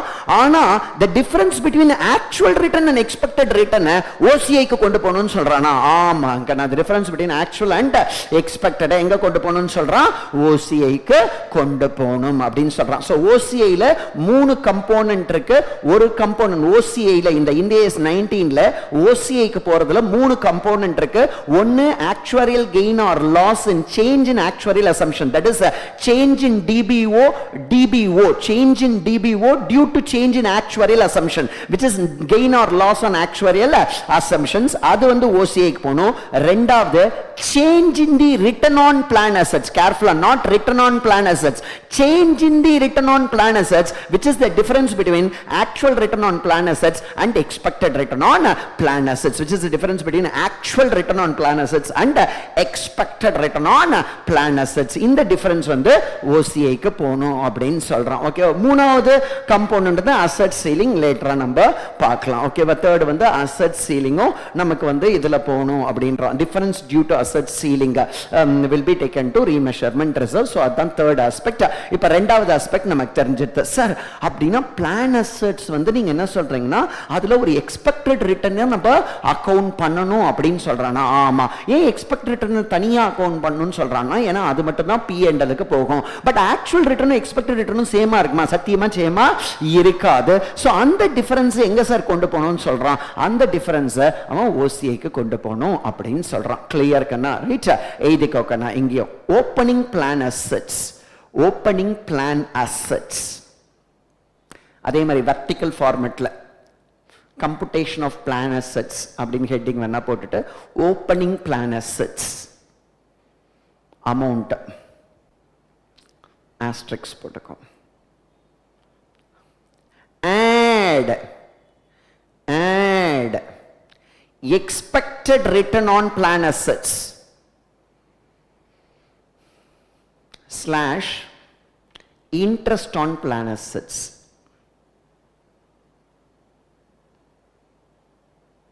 இங்க எல்லாரும் கவனிக்கணும். even though நான் சும்மா interest on plan assets னு போட்டாலும் actually இது வந்து இன்ட்ரெஸ்டாக தான் இருக்கணும்னு அவசியம் கிடையாது கண்ணா. ரிட்டர்ன் ஆன் பிளான் அசெட்ஸ் அவன் டிஃபைன் பண்ணியிருக்கான். அந்த ரிட்டர்ன் ஆன் பிளான் அசெட்ஸ் என்ன இருக்கலாம் அப்படின்னு அவன் டிஃபைன் பண்ணியிருக்கான். என்னடா இருக்கலாம் அப்படின்னு நம்ம கேட்குறோம். அந்த ரிட்டர்ன் ஆன் பிளான் அசெட்ஸ் இன்ட்ரெஸ்டாக இருக்கலாம், இல்லை டிவிடெண்டாக இருக்கலாம், இல்லைனா டிவிடெண்டாக இருக்கலாம், இல்லைன்னா கேபிட்டல் அப்ரிசியேஷனாக கூட இருக்கலாம். தட் இஸ் நீ இன்வெஸ்ட் பண்ற அதோட விலை இன்க்ரீஸ் ஆகுது, அதுவும் ஒரு ரிட்டர்ன். ஆமாங்கண்ணா, capital appreciation is also a return. இப்போ நீ கோல்டில் இன்வெஸ்ட் பண்ற, கோல்டில் உனக்கு வந்து இன்ட்ரெஸ்ட் டிவிடெண்ட் எல்லாம் வராது கோல்டில் இன்வெஸ்ட் பண்ணா, ஆனால் அதோட விலை ஏறுறது தெரியுமா, அதே ஒரு ரிட்டர்ன் ஆன் இன்வெஸ்ட்மெண்ட் தானே. நமக்கு கோல்டோட விலை ஏறுறதே நமக்கு ஒரு ரிட்டர்ன் ஆன் இன்வெஸ்ட்மெண்ட். ஸோ அதனால உன்னோட இன்வெஸ்ட்மெண்ட்ஸ் எப்படி வேணா இருக்கலாம். ஸோ அந்த இன்வெஸ்ட்மெண்ட்ஸ்லேருந்து இன்ட்ரெஸ்ட் வந்தாலும் அது ரிட்டர்ன் ஆன் இன்வெஸ்ட்மெண்ட்ஸ் தான், டிவிடெண்ட் வந்தாலும் அது ரிட்டர்ன் ஆன் இன்வெஸ்ட்மெண்ட்ஸ் தான். அதே வந்து உனக்கு உன்னோட இன்வெஸ்ட்மெண்ட்ஸ் வந்து கேபிட்டல் அப்ரிசியேஷன் அப்படினா இன்கிரீஸ் ஆறது ரிட்டர்ன் ஆன் இன்வெஸ்ட்மெண்ட்ஸா. ஆமாங்கண்ணா சார். அப்ப அந்த இன்கிரீஸ் ஆறதுன்றது ரியலைஸ்ட் இல்லையே. உன்னோட இது வந்து ரியலைஸ்டாவும் இருக்கலாம், அன்ரியலைஸ்டாவும் இருக்கலாம். ரியலைஸ்ட் ஸ்லாஷ் அன்ரியலைஸ்ட் கெயின்ஸ் அப்படின்னு போட்டுக்கோ. Realised slash unrealised gains. So interest dividend realised slash unrealised. Sir loss வந்ததுன்னா லாஸ் இன்ட்ரெஸ்ட்ல அட்ஜஸ்ட் பண்ணிக்கணும். உன்னோட எக்ஸ்பெக்டட் இது வந்து அட்ஜஸ்ட் ஆயிடும். ஓகேவா ரைட். நார்மலா நம்ம இன்வெஸ்ட் பண்ணும்போது loss we won't expect. So realised slash unrealised gain minus administrative expenses minus taxes. interest, dividend, realized slash unrealized gain, and the realized slash unrealized gain capital appreciation அப்படின்னு வெச்சுக்கோ. ஓகேவா right. So realized gain என்றது you sell that investments and make profit, that is realized gain. So realized slash unrealized gain bracketல capital appreciation less administrative expenses less tax expenses. Sir idana sir less administration less tax expense. Ipo sometimes நம்மளோட plan assets will be managed by a management company wherein on the return they will take a percentage as the remuneration. ஓகேவா. So அது மாதிரி ஒரு remuneration அவன் எடுத்துட்டான்னா அதை கழிச்சு remaining இருக்கிறதா உன்னோட எக்ஸ்பெக்டட் ரிட்டர்னா நீ வச்சுக்கணும். ஓகேவா right. Interest that return on plan assets includes interest, dividend, realised unrealised gains less administration expenses minus income tax. இதான் return on plan assets. clear கண்ணா. So expected return on plan assets உனக்கு already அந்த discounting rate. அப்ப actual return on plan assets உள்ள பார்த்தோம் அப்படின்னா interest இருக்கலாம், dividend இருக்கலாம், ஆக்சுவல் ரிட்டர்ன்ல கேபிட்டல் அப்ரிசியேஷன் இருக்கலாம், கேபிட்டல் டெப்ரிசியேஷனும் இருக்கலாம், தட் இஸ் உன்னோட லாஸஸும் இருக்கலாம் ஆக்சுவல் ரிட்டர்ன்ல நான் சொல்றேன்.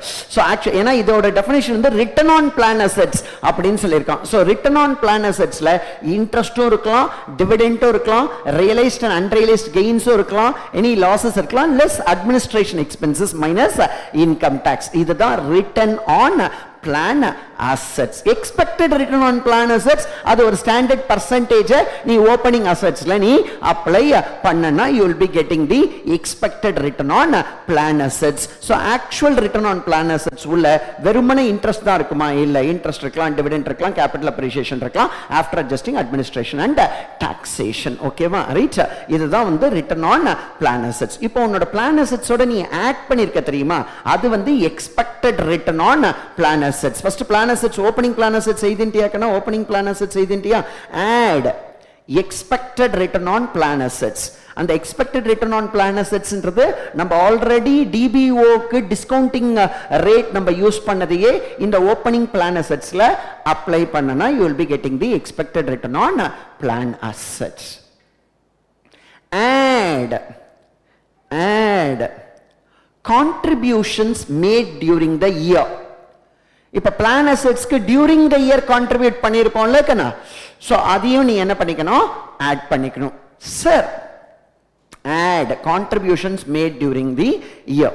சரி, இப்ப நீங்க வந்து இந்த ஓப்பனிங் பிளான் அசெட்ஸ்ல எக்ஸ்பெக்டட் ரேட், அந்த டிஸ்கவுண்டிங் ரேட் அப்ளை பண்ணா எக்ஸ்பெக்டட் ரிட்டர்ன் வரும் அப்படின்னு சொன்னீங்க. இப்ப கான்ட்ரிபியூஷன் டியூரிங் த இயர் நம்ம கொடுக்கறோம்ல sir, contributions during the year கொடுக்கறோம்ல, அதுக்கும் நமக்கு இன்ட்ரெஸ்ட் கால்குலேட் பண்ண வேண்டாமானா கட்டாயமா அதுக்கும் நம்ம இன்ட்ரெஸ்ட் கால்குலேட் பண்ணணும் கண்ணா, அதுக்கும் நம்ம இன்ட்ரெஸ்ட் கால்குலேட் பண்ணணும். ஓப்பனிங் பிளான் அசெட்ஸ்க்கு மட்டும் தான் இன்ட்ரெஸ்ட் அப்படின்னு கிடையாது. இப்போ இந்த கான்ட்ரிபியூஷன்ஸ் நம்ம பண்றதுக்கும் என்ன கால்குலேட் பண்ணணும், நம்ம இன்ட்ரெஸ்ட் கால்குலேட் பண்ணணும். இந்த கான்ட்ரிபியூஷன் பிகினிங்ல பண்ணியிருக்கோம் அப்படின்னா ஃபுல் இயர் இன்ட்ரெஸ்ட் நம்ம எடுத்துக்கணும். இந்த கான்ட்ரிபியூஷன் எண்ட்ல பண்ணியிருக்கான்னா இன்ட்ரெஸ்ட் நம்ம கால்குலேட் பண்ணக்கூடாது.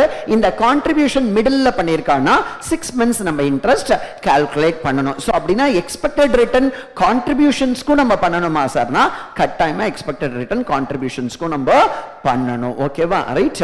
So opening plan assets, add return on plan assets, expected return on plan assets, add contributions made during the year. So contribution will increase the plan assets. Obviously contribution will increase the plan assets. Your return on investments will also increase, the expected return will also increase the plan assets.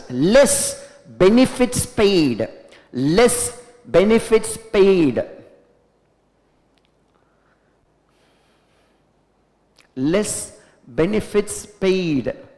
Sir, whether benefits paid should also be considered for calculation of interest? Yes kanna, that interest we have to calculate meticulously. Benefits நீ payment பண்றது, நீ வந்து இப்ப contribution என்னைக்கு பண்ணிருக்கியோ அன்னைக்கே benefits பண்ணிருக்கனா net contributionக்கு மட்டும் நீ interest calculate பண்ணிக்கலாம். For example, நீ என்னைக்கு contribution, for example contribution during the year 50 கோடி, benefits paid during the year ஒரு 20 கோடி அப்படின்னு வெச்சுக்கோ. அப்படினா contributions 50 கோடி, benefit 20 கோடி during the year, ரெண்டுமே ஒரே நாள்ல கொடுத்திருக்கனா அந்த net contribution 30 crores இருக்குல்ல, அதுக்கு மட்டும் நீ இன்ட்ரெஸ்ட் கால்குலேட் பண்ணிக்கலாம். இதெல்லாம் சம் போடும்போது நம்ம பார்த்துறலாம்ங்கனா. ஓகேவா, ரைட். இந்த இன்ட்ரெஸ்ட் கால்குலேஷன்லாம் சம் போடும்போது சோ வெறுமனே ஓபனிங்ல மட்டும் தான் இந்த இன்ட்ரெஸ்ட் கால்குலேட் பண்ணனும் அப்படின்னு நீ நினைக்க கூடாதுன்னு மட்டும் இப்போதைக்கு தெரிஞ்சுக்கோ. ஓகேவா, right. So opening plan assets, add expected return on plan assets, add contributions made during the year, less benefits paid during the year. Less benefits paid during the year. I already said whenever we discharge the defined benefit obligation, it will decrease the plan assets. அங்க நம்ம போட்டுறோம் பார், less benefit paid னங்க புரியுது, out of plan assets னு அங்கேயும் கழிக்கிறோம் இங்கேயும் கழிக்கிறோமே sir. ஆமா டீச்சர்லாம், அங்க liability debit ஆறுது, இங்க asset credit ஆறுது, புரியுதா இல்லையா? ரெண்டு இடத்துலயும் கழிக்கணும். ஒரு liability discharge பண்ணா assetடும் குறையும், liabilityயும் நமக்கு குறையும். ஓகேவா, ரைட். சோ இங்க assetயும் குறைச்சணும். அதுக்கப்புறம் add slash less, add slash less,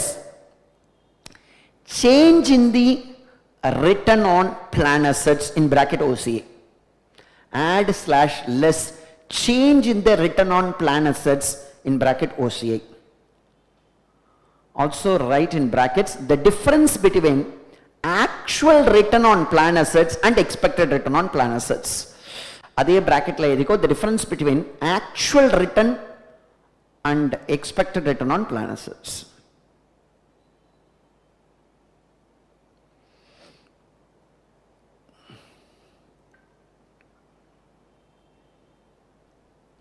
ஓகேவா, இது எங்க போகணும்னு சொல்லிட்டான், ஓசிஏக்கு போகணும்னு சொல்லிட்டான்.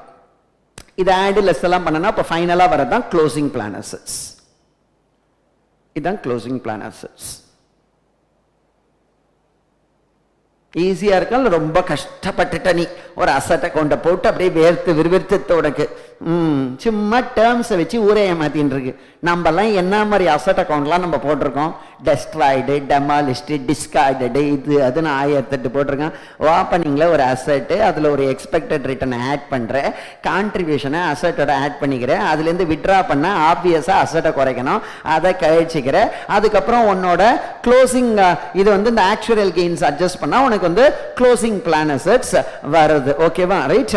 That is the difference between actual and expected return. இப்போ இதில் எதனா ஒன்று கொடுக்கலன்னா அதை பேலன்சிங் ஃபிகரா கண்டுபிடிக்கணும். இந்த சிங்கிள் என்ட்ரி விளையாட்டெல்லாம் விளையாடிட்டு இருக்கணும், புரியுறதா இல்லையா? எதனா ஒன்று கொடுக்காம விட்டானா அதை நீ பேலன்சிங் ஃபிகரா கண்டுபிடிக்கிற இந்த சிங்கிள் என்ட்ரி விளையாட்டெல்லாம் விளையாடிட்டு உட்கார்ந்து இருக்கணும். இதுதான் உன் பழப்பு. கான்செப்ட்லாம் அழகா இருந்ததுன்னா சம் போடும்போது ஜாலியா இருக்கும், ஒன்றும் பெரிய கஷ்டம்லாம் கிடையாது. ஓகேவா, ரைட்? இந்த க்ளோசிங் பிளான் அசெட்ஸ் செய்திருக்கல்ல கண்ணா, க்ளோசிங் பிளான் அசெட்ஸ், இதுக்கு பிராக்கெட்ல fair value of plan assets, அதே மாதிரி ஓப்பனிங் பிளான் அசெட்ஸ் எழுதும் போதும் fair value of plan assets as the beginning. Sir அப்படின்னா இந்த பிளான் அசெட்ஸை ஃபேர் வேல்யூ பண்ணணும்னு சொல்றானா? ஃபேர் வேல்யூ பண்ணாதான் ஆக்சுவல் ரிட்டனே அக்கௌண்ட் ஆகும், அது உள்ள, புரியுறதா இல்லையா? ரைட்? நீ ஃபேர் வேல்யூ பண்ணாதான் அதோட ஆக்சுவல் ரிட்டர்ன்ஸ் உள்ள வரும். கரெக்டா? இப்போ ஃபார் எக்ஸாம்பிள் உனக்கு ஓப்பனிங் ஃபேர் வேல்யூ இந்த வருஷம் கான்ட்ரிபியூஷனும் இல்லை, இந்த வருஷம் கான்ட்ரிபியூஷனும் இல்ல, பெனிஃபிட்டும் இல்ல அப்படின்னு வச்சுக்கோ. அப்ப difference between opening and closing fair value is nothing but actual return on plan assets. அப்ப ஓப்பனிங் ஃபேர் வேல்யூ அங்க இருக்கணும், க்ளோசிங் ஃபேர் வேல்யூ க்ளோசிங்ல இருந்தாதான் டிஃபரன்ஸ் வந்து உன்னோட ஆக்சுவல் ரிட்டர்ன். நான் பேசுறது புரியறதாடா? என் பேசுறதாவது புரியறதா உங்க எல்லாருக்கும்? the difference between opening fair value and closing fair value is actual return on plan assets, and the actual returns on plan and the difference தான் actual return. நீ expected return account பண்ணி அந்த actual returnக்கு expected returnக்கும் உள்ள difference தான் இந்த actuarial gain, that is change in the return on plan assets which should be taken to OCI. change in the return on plan assets which should be taken to OCI. நான் பேசுறது புரியறதா இல்லையா? நான் பேசுறது புரியறதா? opening fair value, closing fair value, இது ரெண்டுத்தோட difference தான் actual earnings னு சொல்றனே, அது புரியுதா? assume there is no contribution, no benefits, opening closing இருக்குது actuals expected account பண்ணி P&L கொண்டு போன்றோம். இப்போ எனக்கு டாலி ஆகாதுல, opening fair value இருக்கு, closing fair value இருக்கு, contribution 0, benefit 0, expected return account பண்ணி P&L கொண்டு போன்ற எனக்கு டாலி ஆகாது. opening plan assets fair value இருக்கு, add expected return ஆட் பண்ணிட்டேன். இப்போ closing fair plan assets எனக்கு fair value வரும்போது எனக்கு வர difference obvious, it is nothing but change in the return on plan asset, which is a difference between actual return on plan assets and expected return on plan assets. யாருக்கு இது நல்லா புரிஞ்சிட்டு sir? நல்லா புரிஞ்சிட்டு sir. அப்படின்னா plan assets fair value பண்ணணுமா sir? ஆமாங்க, நான் plan assets ஃபேர் வேல்யூ பண்ணணும். ஓகேவா, right? plan assets fair value பண்ணணும். கம்ஃபர்டபிள் கண்ணா, ரைட்? சார் இதை ஒரு டக்குன்னு ஒரு லெஜர் அக்கௌண்ட்டை போட்டு கம்மி பார்ப்போம். இதை ஒரு லெஜர் அக்கௌண்ட்டை போட்டு கம்மி.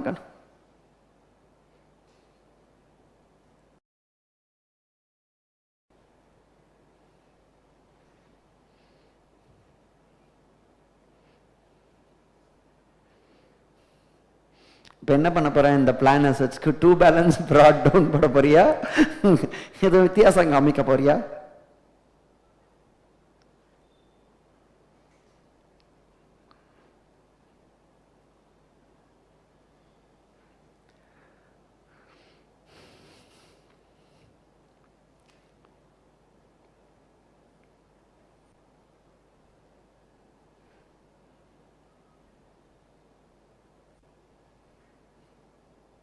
எந்த கொஸ்டின் கேட்டாலும் நீ அடிக்கலாம். இந்த S19 அவன் வந்தானே நங்கு நங்குன்னு மூஞ்சில் அடிக்கலாம்.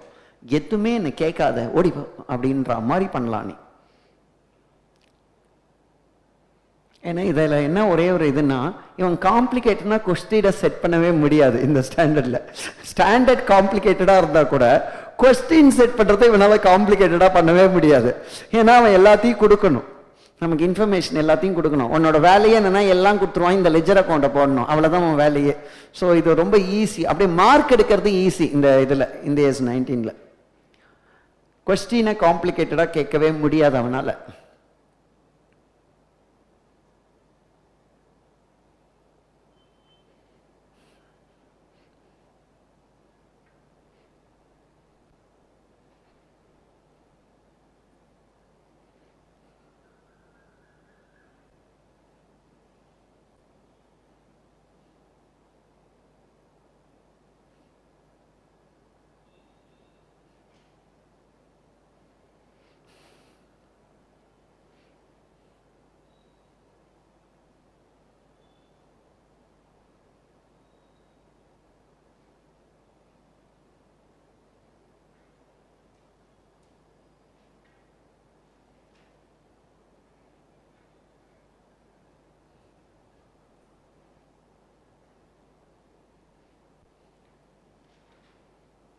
Ready?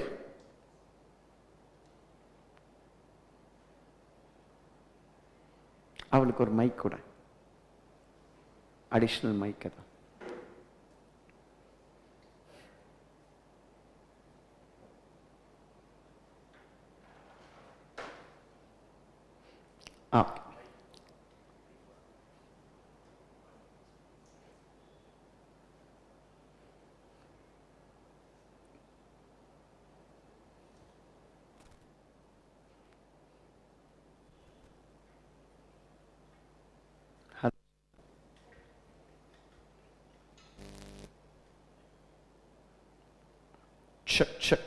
சரி அஜய் நீ படி,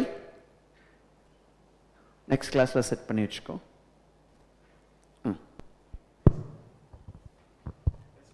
ஓகே, 1 செகண்ட் அஜய் வெயிட். நீ படி. ஹலோ சொல்லு.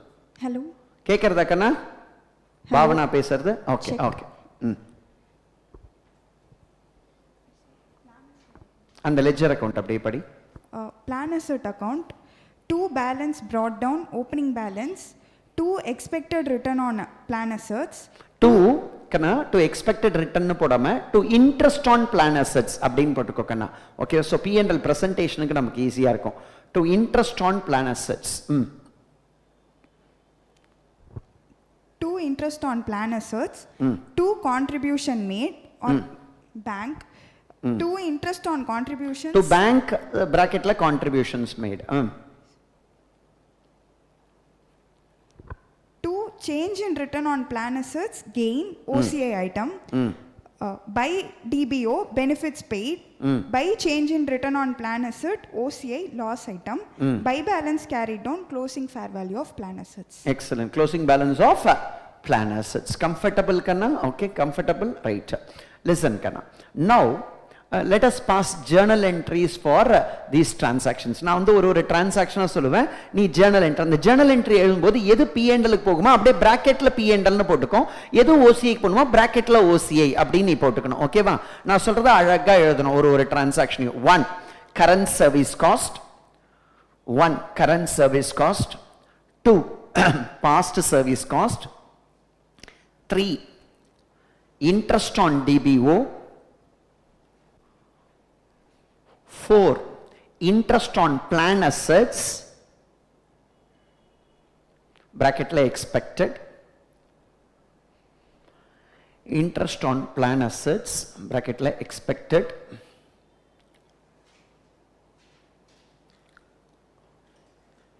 gain on curtailment, gain on curtailment,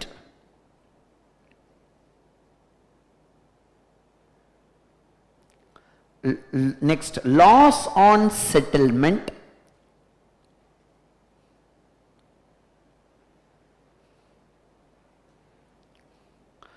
contributions made to plan assets,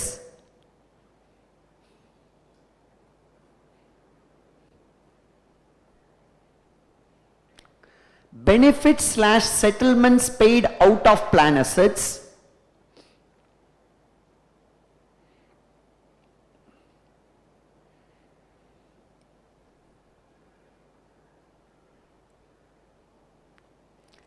gain due to change in actuarial assumptions in respect of DBO, gain due to change in actuarial assumptions in respect of DBO, loss due to change in actuarial assumptions in respect of DBO,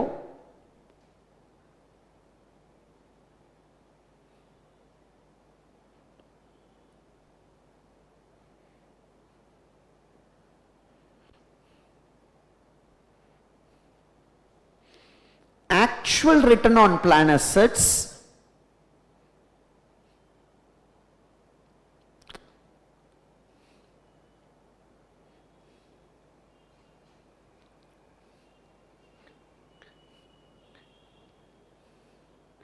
gain due to change in the return on plan assets,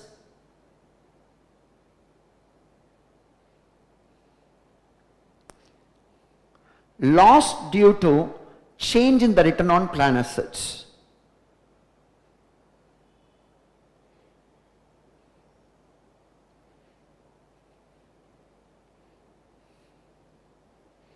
loss due to change in the return on plan assets. That's it kana. இதில் ஒன்றே ஒன்றுத்துக்கு மட்டும் no entry நீ கண்டுபிடிக்கிறியான்னு பார்க்குறேன்னா ஓகேவா right. அதுக்கும் என்ட்ரியை போட்டு என் மனசு கஷ்டப்படுத்திருவியோன்றதுனால ஒரு க்ளூ கொடுத்துட்டேன் ஓகேவா ரைட்.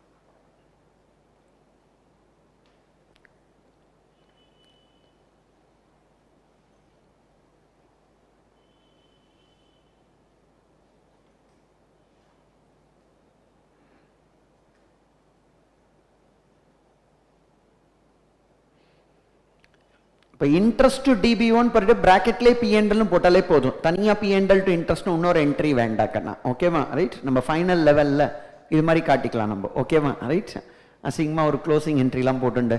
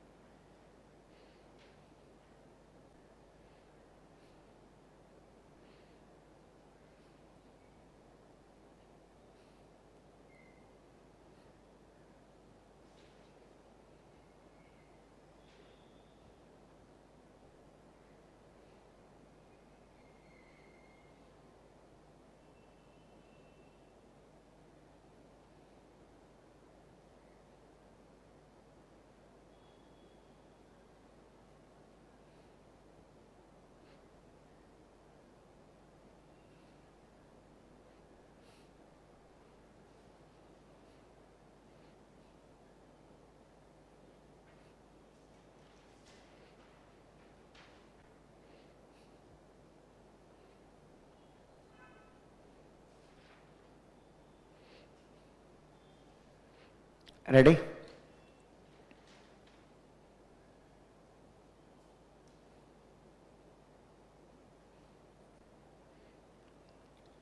KK படிக்கிறியாக்கண்ணா journal entries?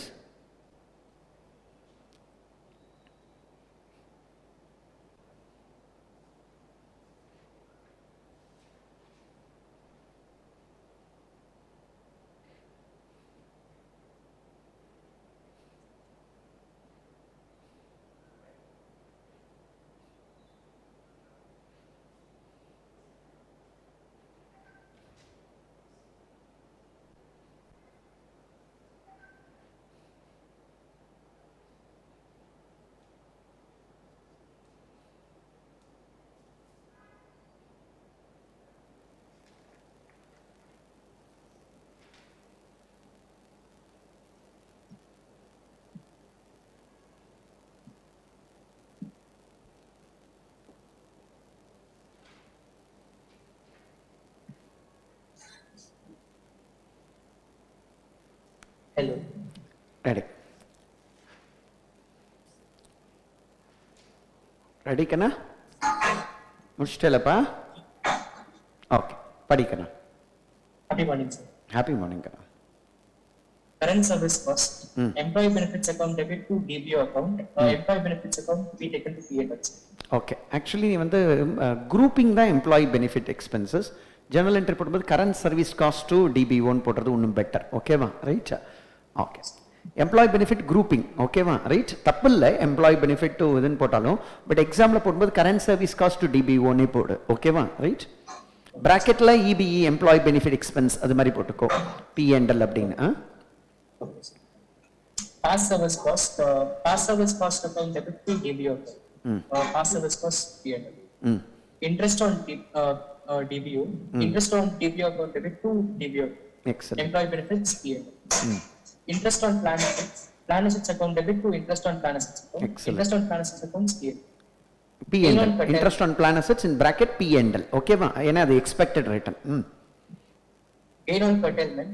DBO account debit to gain on curtailment account. Okay, இதுல ஒரே ஒரு இம்பார்ட்டன்ட் இன்ஃபர்மேஷன் சார். இந்த பாஸ்ட் சர்வீஸ் காஸ்ட் கர்டைல்மெண்ட் இது ரெண்டும் ஒரே மாதிரி தானே சார் இருக்கு. Negative past service cost curtailment. Yes கண்ணா, ஆக்சுவலி ரெண்டுமே பார்த்தோன்னா, ஏன்னா ஒரு பெனிஃபிட்டை நீ குறைக்கிறதுன்றது ஒரு கர்டைல்மெண்ட் தான்.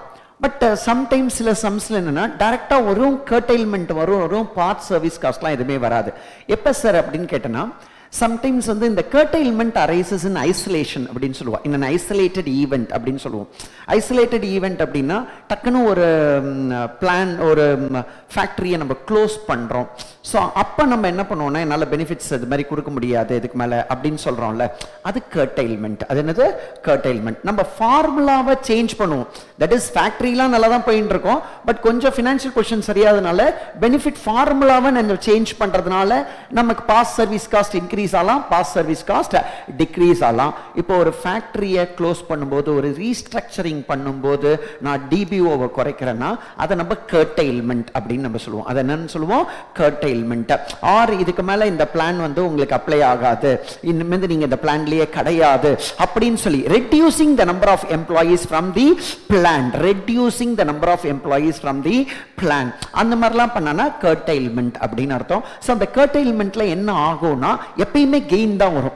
கர்டைல் மட்டும் பண்ணான்னா நமக்கு எப்பயுமே என்ன வரும்? நமக்கு கெயின் தான் வரும். ஸோ கர்டைல்மெண்ட்டுக்கு ஜர்னல் என்ட்ரி கெயின் ஆன் கர்டைல்மெண்ட்டுக்கு DBO account debit to gain on curtailment பிராக்கெட்ல P&L. ஓகேவா? That gain on curtailment will be taken to profit and loss account. ஏன்னா சடனா இப்போ வந்து நம்ம எம்ப்ளாயிஸ், அப்போ நீ வந்து உன்னோட பெனிஃபிட்ல எதுவும் சேஞ்ச் அதெல்லாம் இல்லை, பெனிஃபிட்டையே அப்படியே குறைச்சி விட்டுற. இனிமேல் கிடையாதுப்பா, பெனிஃபிட்டே கிடையாது உங்களுக்கு அப்படின்னு இப்போ 200 500 எம்ப்ளாய்க்கு ப்ரொவைட் பண்ணி வச்சிருக்க. 200 எம்ப்ளாய் கிட்ட சொல்ற, நீ என்ன வேணா பாத்துக்கோ, கேஸ போட்டுக்கோ, நான் கண்டிஜென்ட் லைபிலிட்டி அதை ஹேண்டில் பண்ணிக்கிறேன், என்னால கொடுக்க முடியாது எனக்கு பொசிஷன்ல அப்படின்னு சொல்லிட்ட அப்படின்னா, so you are just removing as per the terms of the plan வரைக்கும் நீ வந்து ரிமூவ் பண்ணனும்னா பண்ணிக்கலாம் அப்படின்ற மாதிரி இருக்கு. so சடனா ஒரு நாள் வந்து you are removing some number of employees from the plan, so that will decrease the DBO. that decline in the DBO is called as gain on curtailment, which is DBO account debit to gain on curtailment. sometimes என்ன இருக்கும்னா, எப்படி practical situation நான் உனக்கு சொல்லி தரேன், டக்குன்னு உங்களுக்குன்னு இப்போ ஒரு பிளான்ல இருந்து நிறைய பேர் அப்படியே தூக்குற அப்படியே டிபிஓ குறையும், அதுக்கு என்ன sir entry? DBO to gain on curtailment போட்டு அப்படியே டிபிஓ குடிச்சிட்டு அப்படியே ப்ரொசீட் பண்ணிட்டு போயிட்டே இருக்கலாம். ஓகேவா, ரைட்? ஸோ சம்டைம்ஸ் என்ன ஆகும்னா கர்டைல்மெண்ட்டும் செட்டில்மெண்ட்டும் உடனே நடக்கும். தட் இஸ் நான் என்ன சொல்லுவேன்னா, அப்போ 200 எம்ப்ளாயி நீங்கள் இன்மெந்து கிடையாது, அவனுக்கு ஆல்ரெடி 30 கோடி ப்ரொவைட் பண்ணி வச்சிருப்பேன். நான் என்ன பண்ணுவேன், 200 கோடி கிடையாது இன்மெந்து, 200 எம்ப்ளாயிஸ் நீங்கள் இந்த மாதிரி பிளான்ல கிடையாது, நீங்கள் போயிடுங்க, நல்லா கொடுக்க முடியாது, நீங்கள் ஆனதை பார்த்துக்கோங்கன்னு. அவன் உடனே யூனியனை வச்சு அவன் வந்துட்டு இல்லை எனக்கு ஒரு 25 கோடி கொடுங்க. அதுதான் curtailment and settlement at the same point of time. எனக்கு 30 கோடி இருக்கு, நான் கொடுக்கவே மாட்டேன் அப்படின்னு சொல்றேன், இல்லை என்னால் 30 கோடி கொடுக்க முடியாது, நீங்க குறைச்சி வேணா எதனா வாங்கிக்கோங்க. So I am curtailing and settling. I am curtailing the benefits and settling the benefit. So curtailment and settlement happens at the same point of time. அப்ப சரி என்கிட்ட 30 கோடி இருக்கு அந்த DBO, பட் 25 கோடிக்கு நம்ம இப்ப செட்டில் பண்றோம் சார். அப்ப இதுக்கு என்ன சார் ஜர்னல் என்ட்ரி போடுவீங்க? DBO account debit 30 crores to plan assets 25 crores to gain on settlement 5 crores. DBO account debit 30 crores to plan assets account debit 25 crores to gain on settlement 5 crores. நான் சொல்றது புரியுது? gain on settlement ன்னு சொல்லலாம், gain on curtailment and settlement அப்படின்ற வார்த்தையை அவ use பண்ணிக்கலாம். clear my dear lovable students? யாருக்கெல்லாம் அது நன்னா புரிஞ்சுது? சம்டைம்ஸ் வெறும் கர்டைல மட்டும் பண்ணிட்டு செட்டில்மெண்ட்லாம் அப்புறம் தான் ஓடிப்போ அப்படின்னு சொல்லலாம், உடனே கர்டைலும் பண்ணி செட்டில்மெண்ட்டும் நம்ம பண்ணலாம். சோ இது மாதிரி நம்ம பிராக்டிகலா சம்ஸ் போடும்போது you will enjoy. இப்போ நான் கெயின் ஆன் கர்டைல்மென்ட்னு கேட்டதுக்கு உங்ககிட்ட நான் என்ன ஜர்னல் என்ட்ரி எதிர்பார்க்கிறேன் அப்படின்னா, DBO account debit to gain on curtailment பிராக்கெட்ல P&L. that is what I am expecting from you. Loss and settlement account debit P&L to DBO. DBO account, okay va? To DBO account, loss on settlement account debit to DBO. So loss on settlement DBO ல ஏறிடும், நாளைக்கு settle பண்ணும்போது DBO to bank ன்னு நம்ம போட்டுப்போம். Okay வா, right? DBO to plan assets ன்னு போட்டுப்போம். Contributions made to plan assets account debit to bank. Benefits or settlement paid out of plan assets, DBO account debit to plan assets account. DBO account debit to plan assets account. Gain due to change in DBO, actual assumptions in respect of DBO. It is like DBO account debit to gain due to change in actual assumptions in respect of DBO account, that should be taken to OCI. Excellent kana. And then loss due to change in the actual assumptions in respect of DBO. Loss due to change in actual assumptions in respect of DBO account should be taken to OCI, debit to DBO account. Excellent. Actual return on plan assets, no entry. Excellent. Actual return on plan assets க்கு no entry கண்ணா. ஓகேவா, right? Sometimes என்ன பண்ணுவான்னா, சில சம்ஸ்ல நமக்கு actual return on plan assets கொடுத்துருவாங்கன்னா, அதுக்கப்புறம் இந்த changes in return and in plan assets அதை கொடுப்பாங்கன்னா, expected return இது ரெண்டுத்தோட டிஃபரன்ஸ் வச்சு expected return கண்டுபிடிச்சு அதுக்கு நம்ம ஜர்னல் என்ட்ரி போடணும். actual returnக்கு என்ட்ரி கிடையாது, expected returnக்கு நம்ம என்ட்ரி போடணும், which is plan assets account debit to return on plan assets, it should be taken to P&L. அதே மாதிரி இந்த actual returnக்கு expected returnக்கு உள்ள difference, that is change in the return on plan assets, we have to pass journal entry either debiting or crediting plan assets. We have to correspondingly account the gain or loss due to change in the return on plan assets. So actual return on plan assets no journal entry, only for expected return on plan assets we will pass journal entry, which is plan assets account debit to return on plan assets. For change in the return on plan assets we will pass a journal entry. If the change is loss, we debit loss and credit plan assets. If the change is gain, we debit plan assets and credit gain. This change in the return, that loss or profit will be taken to OCI. யாருக்கெல்லாம் நல்லா இது புரிஞ்சுது sir? நல்லா புரிஞ்சுது sir. Excellent கண்ணா. Next. Gain due to change in return on plan assets. Plan assets account debit to gain due to change in return on plan assets account, which will be taken to OCI. OCI. Loss due to change in return on plan assets account. Loss due to change in return on plan assets account debit, which will be taken to OCI to plan assets account. Excellent kana. Comfortable kana. So with plan assets, next ediko kana. Calculation of net defined benefit liability / asset. Calculation of net அந்த வார்த்தை ediko. Net defined benefit liability / asset. Calculation of net defined benefit liability / asset to be shown in balance sheet. calculation of net defined benefit liability / asset to be shown in balance sheet.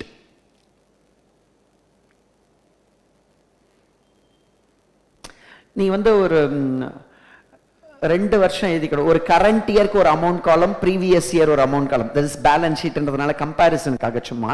ஓகேவா? Right, எழுதிக்கோ. Defined benefit obligation, defined benefit obligation which we have calculated. நான் என்ன நினைக்கிறேன் அப்படின்னா, நம்ம balance ஷீட்ல present பண்ணும்போது previous year கம்பேரிட்டிவ்ஸோட பிரசன்ட் பண்ணுவோம்ல. So DBO current year, previous year, less plan assets. நான் உனக்கு சொன்னேன்ல, இந்த டிபிஓல பிளான் அசெட்ஸை நீ அட்ஜஸ்ட் பண்ணிக்கலாம், ப்ரொவைடட் அது பிளான் அசெட்ஸா இருந்ததுன்னா. இதே இன்னொரு கான்செப்ட் இருக்கு, ரீஇம்பர்ஸ்மெண்ட்ஸ் ரைட்ஸ்னு, அதை நீ அட்ஜஸ்ட் பண்ண முடியாது, அது அப்புறம் சொல்லித்தரேன். ஓகேவா? Right, plan assets. இப்போ இந்த நெட், இதுதான் net defined benefit liability / asset அப்படின்னு சொல்றோம். இதுதான் net defined benefit / liability / asset அப்படின்னு சொல்றோம். கவனிங்க எல்லாரும், இந்த net defined benefit liability, net defined benefit liability, இது defined benefit liability adjusted for plan assets is net defined benefit liability / asset. Actually இந்த net defined benefit liability is a deficit. என்னக்கனா is a deficit. net defined benefit asset is a surplus அப்படின்னு சொல்றோம். இது என்ன net defined benefit liability? ஒண்ணும் இல்ல. இப்போ என்னோட defined benefit liability 1000 கோடி இருக்கு, என்னோட plan assets 800 கோடி இருக்கு அப்படின்னா, அப்ப 200 கோடிக்கு நீ இன்னும் அசெட்டே உருவாக்கல அப்படின்னா you are having a deficit. 100 கோடி உனக்கு டிபிஓ இருக்கு, 800 கோடிக்கு தான் நீ பிளான் அசெட்டை வச்சிருக்க அப்படின்னா, so there is a deficit of 200 crores for which you need to create the plan assets in the future அப்படின்னு சொல்றான். அத deficit அப்படின்னு டர்ம் பண்றான். net defined benefit liability is a deficit அப்படின்னு சொல்றான். net defined benefit asset is a surplus அப்படின்னு சொல்றான். ஓகேவா? இந்த deficit நான் கரண்ட் liability ஆவும், இந்த surplus நான் கரண்ட் assets ஆவும் நீ present பண்ணிக்கலாம். ஃபார் எக்ஸாம்பிள், உன்னோட டிபிஓ 1000 கோடி இருக்கு, ஆனா உன்னோட பிளான் அசெட்ஸ் 1200 கோடி இருக்கு. அப்ப 200 கோடி உனக்கு வந்து surplus, we call it as net negative liability அப்படின்னு எங்கேயோ ஒரு இடத்துல உனக்கு சொல்லியிருக்கேன். அசெட் சீலிங்காக net negative liability, அந்த negative liability is nothing but surplus அப்படின்னு சொல்றான். அப்படின்னா உன்னோட liabilityயே 1000 கோடி தான் ஆக்சுவலி எஸ்டிமேட் பண்ணியிருக்கான், ஆனா பிளான் அசெட் 1200 கோடிக்கு நீ வச்சிருக்க. சோ பிளான் அசெட்ஸ், அதுவும் இல்லாம இந்த பிளான் அசெட்ஸ் எதுக்காகவே கிரியேட் பண்ணிருக்க? எம்ப்ளாயிஸ்க்காக கிரியேட் பண்ணிருக்க. அதுல இருந்து கிரெடிட்டார்ஸ்க்கு கொடுக்க முடியாது, பேங்க்ரப்சி ஆனாலும் எடுக்க முடியாது, ஆனா எக்ஸஸ் கான்ட்ரிபியூஷன் அதுக்கு போயிருக்கு, எக்ஸஸ் கான்ட்ரிபியூஷன் அதுக்கு போயிருக்கு. சோ இத சர்ப்ளஸ் அப்படின்னு காட்ட சொல்றோம். இந்த இடத்துல கொஞ்சம் அதிகமா அவன் திங்க் பண்றான். நெட் நெகட்டிவ், அந்த sorry net defined benefit liability வரும்போது அதை பத்தி அவன் ரொம்ப திங்க் பண்ணல. லயபிலிட்டியா போய் லயபிலிட்டில காமி அப்படின்னு சொல்லிடுறான். பட் அசெட்டா வரும்போது கொஞ்சம் யோசிக்கிறான். இந்த ஸ்டாண்டர்ட் கொஞ்சம் அதிகமா யோசிக்கிறான். கண்ணா அப்படின்னா டெபிசிட் வரும்போது இந்த ஸ்டாண்டர்ட் யோசிக்கல, சர்ப்ளஸ் வரும்போது இந்த ஸ்டாண்டர்ட் ஏதோ நம்ம கிட்ட சொல்ல துடிக்கிறோம். சர்ப்ளஸ் வரும்போது, ஏண்டா சர்ப்ளஸ் நல்ல விஷயம் தானே, 1000 கோடி தான் லயபிலிட்டி, 1200 கோடி போட்டு வச்சிருக்கேனே, என்ன இப்ப துடிக்கிற அப்படின்னு நம்ம ஸ்டாண்டர்டை கேட்கிறோம். எதுக்காக நான் துடிக்கிறேன்னா, அந்த 200 கோடி அசெட் உன் கிரெடிட்டாருக்கோ பேங்க்ரப்சி ஆனாலும் நீ எடுக்க முடியாது இல்ல. அப்ப இதை நீ அசெட்டாவே காட்டக்கூடாது அப்படின்னு சொல்றான்.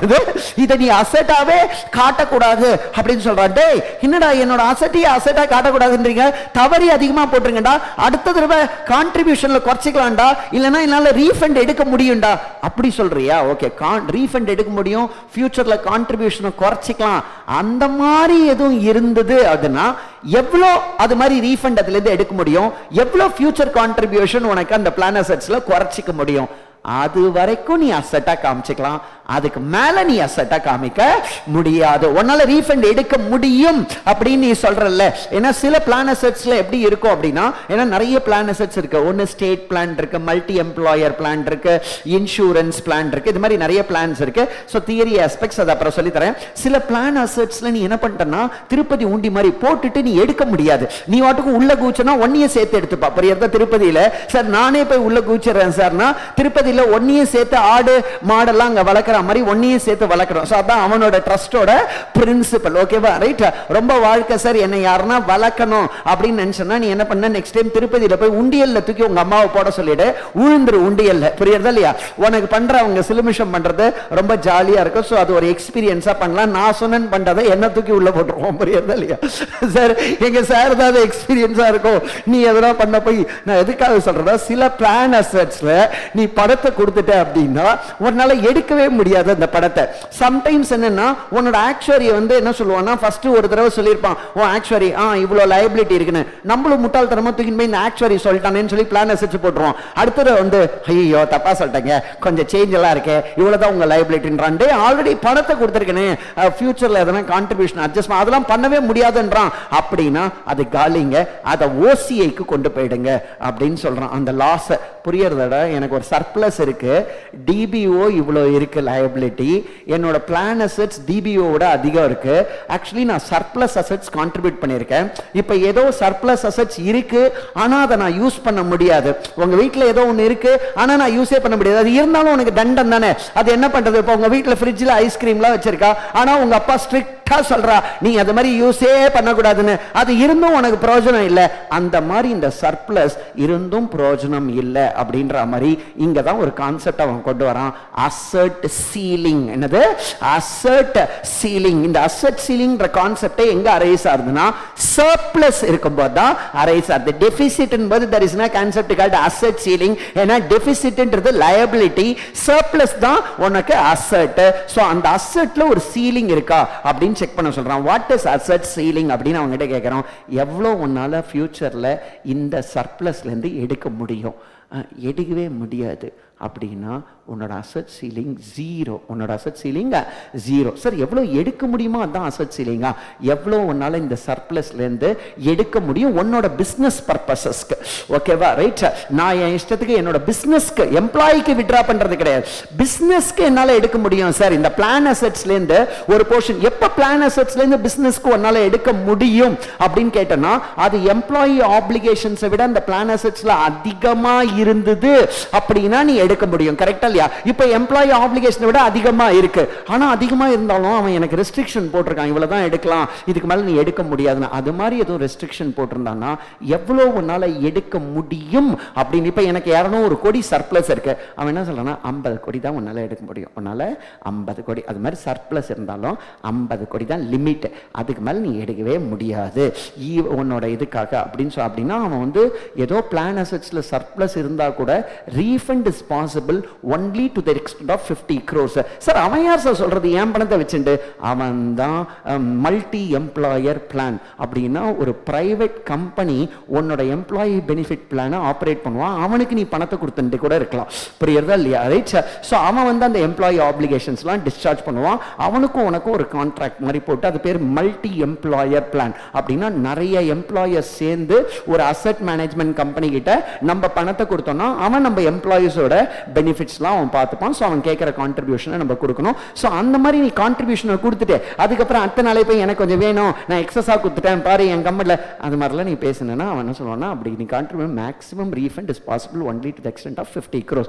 அது மாதிரி ஏதோ ஒரு ரெஸ்ட்ரிக்ஷன் நமக்கு போட்டிருந்தான்னா இந்த சர்ப்ளஸ் ஈவன் 200 கோடி இருந்தா கூட அசெட் சீலிங் 50 கோடின்றதுனால நீ 50 கோடி வரைக்கும் தான் அசெட்டை காமிக்க முடியும். ஏன்னா அந்த 50 கோடி வரைக்கும் தான் உன்னோட அதர் கிரெடிட்டாஸ்க்கு அந்த அசெட் அவைலபிள். சோ அந்த 200 கோடி அதர் கிரெடிட்டாஸ்க்கு அவைலபிளே இல்ல, அப்ப அதை எப்படி நீ அசெட்டா காமிக்க முடியும்? சார் இப்ப 50 கோடி அவைலபிள்னா மிச்சம் 150 கோடி நான் பண்ணதை என்ன பண்ற? அது அப்படியே இருக்கும். நீ என்ன பண்ண, அந்த டிஃபரன்ஸை ரீமெஷர்மெண்ட் ரிசர்வ், என்னது ரீமெஷர்மெண்ட் ரிசர்வ் அப்படின்னா 150 கோடியை ஓசிஐக்கு எடுத்து போய் வைக்கணுமா? ஆமாங்கண்ணா, 150 கோடியை நீ என்ன பண்ணணும்னா ஓசிஐக்கு கொண்டு போய் வைக்கணும். அதுக்கு என்ன சார் பேரு? Change in the net defined benefit asset. Change in the net defined benefit asset due to assets ceiling. Change in the net defined benefit asset due to asset ceiling should be taken to OCI. Change in the net defined benefit asset bracket la surplus. Change in surplus due to asset ceiling. Change in net defined benefit asset bracket la surplus due to asset ceiling should be taken to OCI. So இதை எப்படியும் உன்னோட கிரெடிட்டாருக்கு use பண்ண முடியாது. அப்ப நீ balance ஷீட்ல இது அசெட்டா காமிக்க கூடாது. அப்ப என்னதான் நான் பண்றது? அசெட் இருக்கு, பிளான் அசெட்ஸ் இருக்கு, ஆனா பேலன்ஸ் ஷீட்ல அசெட்டா காமிக்க கூடாது அப்படின்னா அது தூக்கின்னு போய் ஓசிஐல நீ வச்சுடலாம். தூக்கின்னு போய் ஓசிஐல வச்சுக்கலாம். நாளைக்கு பிளான் டிபிஓ இன்க்ரீஸ் ஆச்சுன்னா இது வந்து ஆட்டோமேட்டிக்கா அப்படியே குறைஞ்சிருமானா ஆட்டோமேட்டிக்கா நமக்கு குறைஞ்சிரும். யாருக்கு இது நல்லா புரிஞ்சிடுது? யாருக்கு நல்லா புரிஞ்சிடுச்சு? இதான் அசெட் சீலிங். இதான் அசெட் சீலிங். சார் அப்படின்னா இப்போ இது வந்து எனக்கு நெகட்டிவ் நெட் லயபிலிட்டி இருக்கு, which is called as net defined benefit asset, which you are also terming it as surplus. இந்த surplusல எனக்கு 50 கோடி மட்டும் அசெட் சீலிங் இருக்கு அப்படின்னா அந்த அசெட் சீலிங் வரைக்கும் தான் நான் அசெட்டா காமிக்க முடியும். இந்த difference change in surplus due to asset ceiling அப்படின்னு போட்டு ஓசிஐக்கு 150 கோடியை கொண்டு போக சொல்றீங்களா சார்? ஆமாங்கண்ணா, 150 கோடியை ஓசிஐ கொண்டு போகணும். ஸோ அப்போ இதுக்கு என்ன சார் ஜர்னல் என்ட்ரி போடணும் அப்படின்னு கேட்டோன்னா ஓசிஐ வந்து நீ என்ன பண்ணணும்? இப்போ நமக்கு இது லாஸ், ஸோ ஓசிஐ வந்து டெபிட் பண்ணணும். இது வந்து ஓசிஐ என்ன பண்ணணும்? டெபிட் பண்ணி இந்த டிஃபைன்டு பெனிஃபிட் லயபிலிட்டியை, நெட் டிஃபைன்டு பெனிஃபிட் லயபிலிட்டியை சும்மா ஒரு என்ட்ரி போட்டு 150 கோடி நீ கிரெடிட் பண்ணிக்கணும். ஸோ ஓசிஐ அக்கௌண்ட்டை நீ டெபிட் பண்ணிக்கணும். Change in the surplus due to net defined benefit asset to சும்மா இன்னொரு ஒரு டம்மி அக்கௌண்ட்டா இந்த ப்ரொவிஷன் அக்கௌண்ட் மாதிரி net defined benefit liability account அப்படின்னு போட்டு இதை ஓசிஐக்கு நீ கொண்டு போய் ப்ரெசென்ட் பண்ணி வச்சுக்கணுங்கண்ணா. இது வந்து ஒரு ப்ரெசன்டேஷன் ரெக்குவயர்மெண்ட் மாதிரி தான். ஓகேவா? More than a journal entry, it is a presentation requirement மாதிரி. ஓகேவா? Right.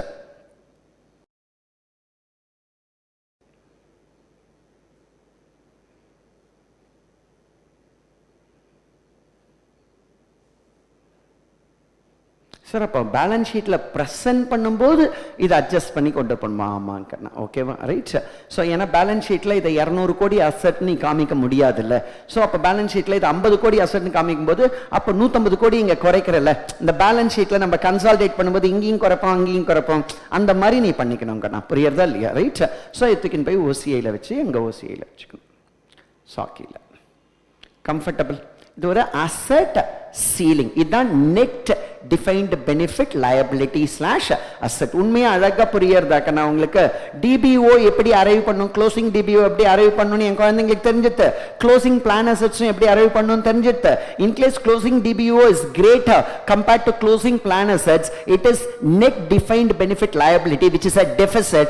Deficit should be presented as such in the balance sheet. But in case the plan assets are more compared to the defined benefit obligation, the net is net defined benefit asset, which we call it as surplus.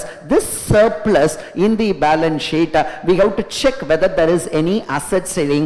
If there is an asset ceiling, the difference between the asset ceiling and the net defined benefit asset should be taken to OCI. Should be taken to OCI. அப்போ என்னோட balance ஷீட்ல நான் அசெட்டா போடுறது எவ்வளோ? வெறும் 50 கோடி. ஏன் வெறும் 50 கோடியை போடுறேன்? எனக்கு இப்போதைக்கு இந்த 50 கோடி எடுக்கிறதுக்கு மட்டும்தான் ரைட் இருக்கு. ஸோ அப்போ எனக்கு எவ்வளோக்கு ரைட் இருக்கோ அதை மட்டும்தான் என்னால் அசெட்டா காமிக்க முடியும். ஸோ ரைட் இல்லாத நான் அசெட்டா காமிச்சேன் அப்படின்னா I am giving a wrong picture to the users of the financial statements. Clear இருக்குன்னா யாருக்கெல்லாம் இது உண்மையாக நல்லா புரிஞ்சுட்டு இந்த சீலிங் அசெட்ஸ் அப்படின்னா இப்போ ரீமெஷர்மெண்ட், சேஞ்ச் இன் ரீமெஷர்மெண்ட் ரிசர்வ்ல மூணாவதா ஒரு ஐட்டம் போயிருக்கு பார். ஓகேவா? Change in surplus due to the effect of asset ceiling மூணாவது ஒரு ஐட்டம் போயிருக்கு. இப்போ எல்லாரும் அழகா எழுதிக்கோக்கனா amount to be recognised in profit and loss account. Sir already எழுதியிருக்கேன், இன்னொரு தடவை எனக்காக எழுதிக்கோ. ஏன்னா டிபிஓ நம்ம கிளியரா வந்துடுது. ஸோ பிளான் அசெட்ஸும் கிளியரா வந்துடுது. Amount to be recognised in profit and loss account அப்படின்னு நான் சொல்ற மாதிரி எழுதிக்கோக்கண்ணா ப்ளீஸ்க்கண்ணா. இப்ப நான் சொல்ற மாதிரி எழுதிக்கோ அழகா. ஃபர்ஸ்ட் ஹெட்டிங் நெட் இன்ட்ரெஸ்ட் அப்படின்னு போட்டுக்கோ. நெட் இன்ட்ரெஸ்ட் பிஎன்எலுக்கு போறது. ஃபர்ஸ்ட் வந்து நெட் இன்ட்ரெஸ்ட் அப்படின்னு அண்டர்லைன் பண்ணி கீழே அதுல interest on TPO, interest on DBO minus இதுக்கெல்லாம் அமௌண்ட் மாதிரி போட்டுக்கோ சைட்ல ஆஸ்ட்ரிக்ஸ் போட்டு. நெட் இன்ட்ரெஸ்ட் ஃபர்ஸ்ட் பிஎன்எலுக்கு போறது நெட் இன்ட்ரெஸ்ட். ஒன்னு interest on TPO minus interest on plan assets, minus interest on plan assets.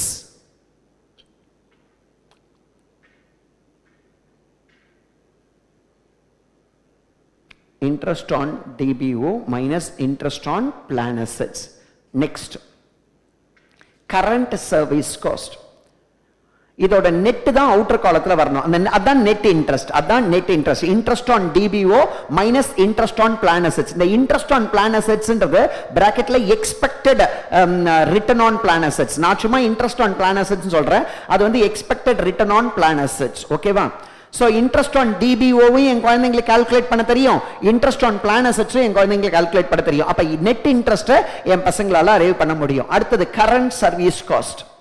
current service cost, அதுக்கப்புறம் past service cost, அப்புறம் gain/loss on curtailments and settlements.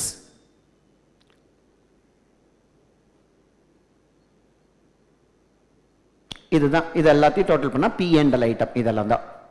Next, change in remeasurement reserve பிராக்கெட்ல OCI அப்படின்னு இன்னொரு heading போட்டுக்கோ. இது total தான் நான் P&L employee benefit எக்ஸ்பென்சஸா போகணும். இது எல்லாமே எம்ப்ளாயி பெனிஃபிட் எக்ஸ்பென்சஸா போகணும். சார் இந்த நெட் இன்ட்ரெஸ்டும் எம்ப்ளாயி பெனிஃபிட் எக்ஸ்பென்ஸா போகணுமா? ஆமா, நெட் இன்ட்ரெஸ்டும் எம்ப்ளாயி பெனிஃபிட் எக்ஸ்பென்ஸா போகணும். கரண்ட் சர்வீஸ் காஸ்டும் எம்ப்ளாயி பெனிஃபிட் எக்ஸ்பென்ஸா போகணும். பாஸ் சர்வீஸ் காஸ்டும் எம்ப்ளாயி பெனிஃபிட் எக்ஸ்பென்ஸா போகணும். பிளஸ் அந்த gain or loss on curtailment and செட்டில்மெண்ட்டும் எம்ப்ளாயி பெனிஃபிட் எக்ஸ்பென்ஸா போகணும். அப்படியே டோட்டல் போட்டுக்கோ. அதான் employee benefit expenses to be taken to profit and loss account. Next கீழே change in remeasurement reserve bracketல OCI அப்படினு போட்டு மூணு எலிமெண்ட் OCI க்கு போணும். 1 gain/loss on DBO due to change in actuarial assumptions. Gain/loss on DBO due to change in actuarial assumptions. 2 gain/loss due to change in the return on plan assets. Gain/loss due to change in the return on plan assets. 3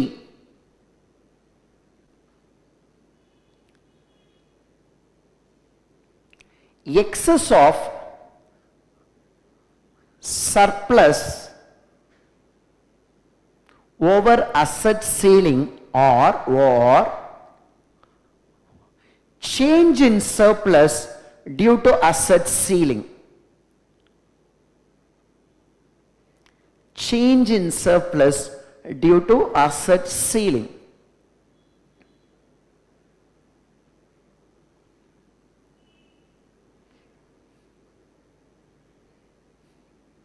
இதோட total தான் உனக்கு OCI க்கு போணும்.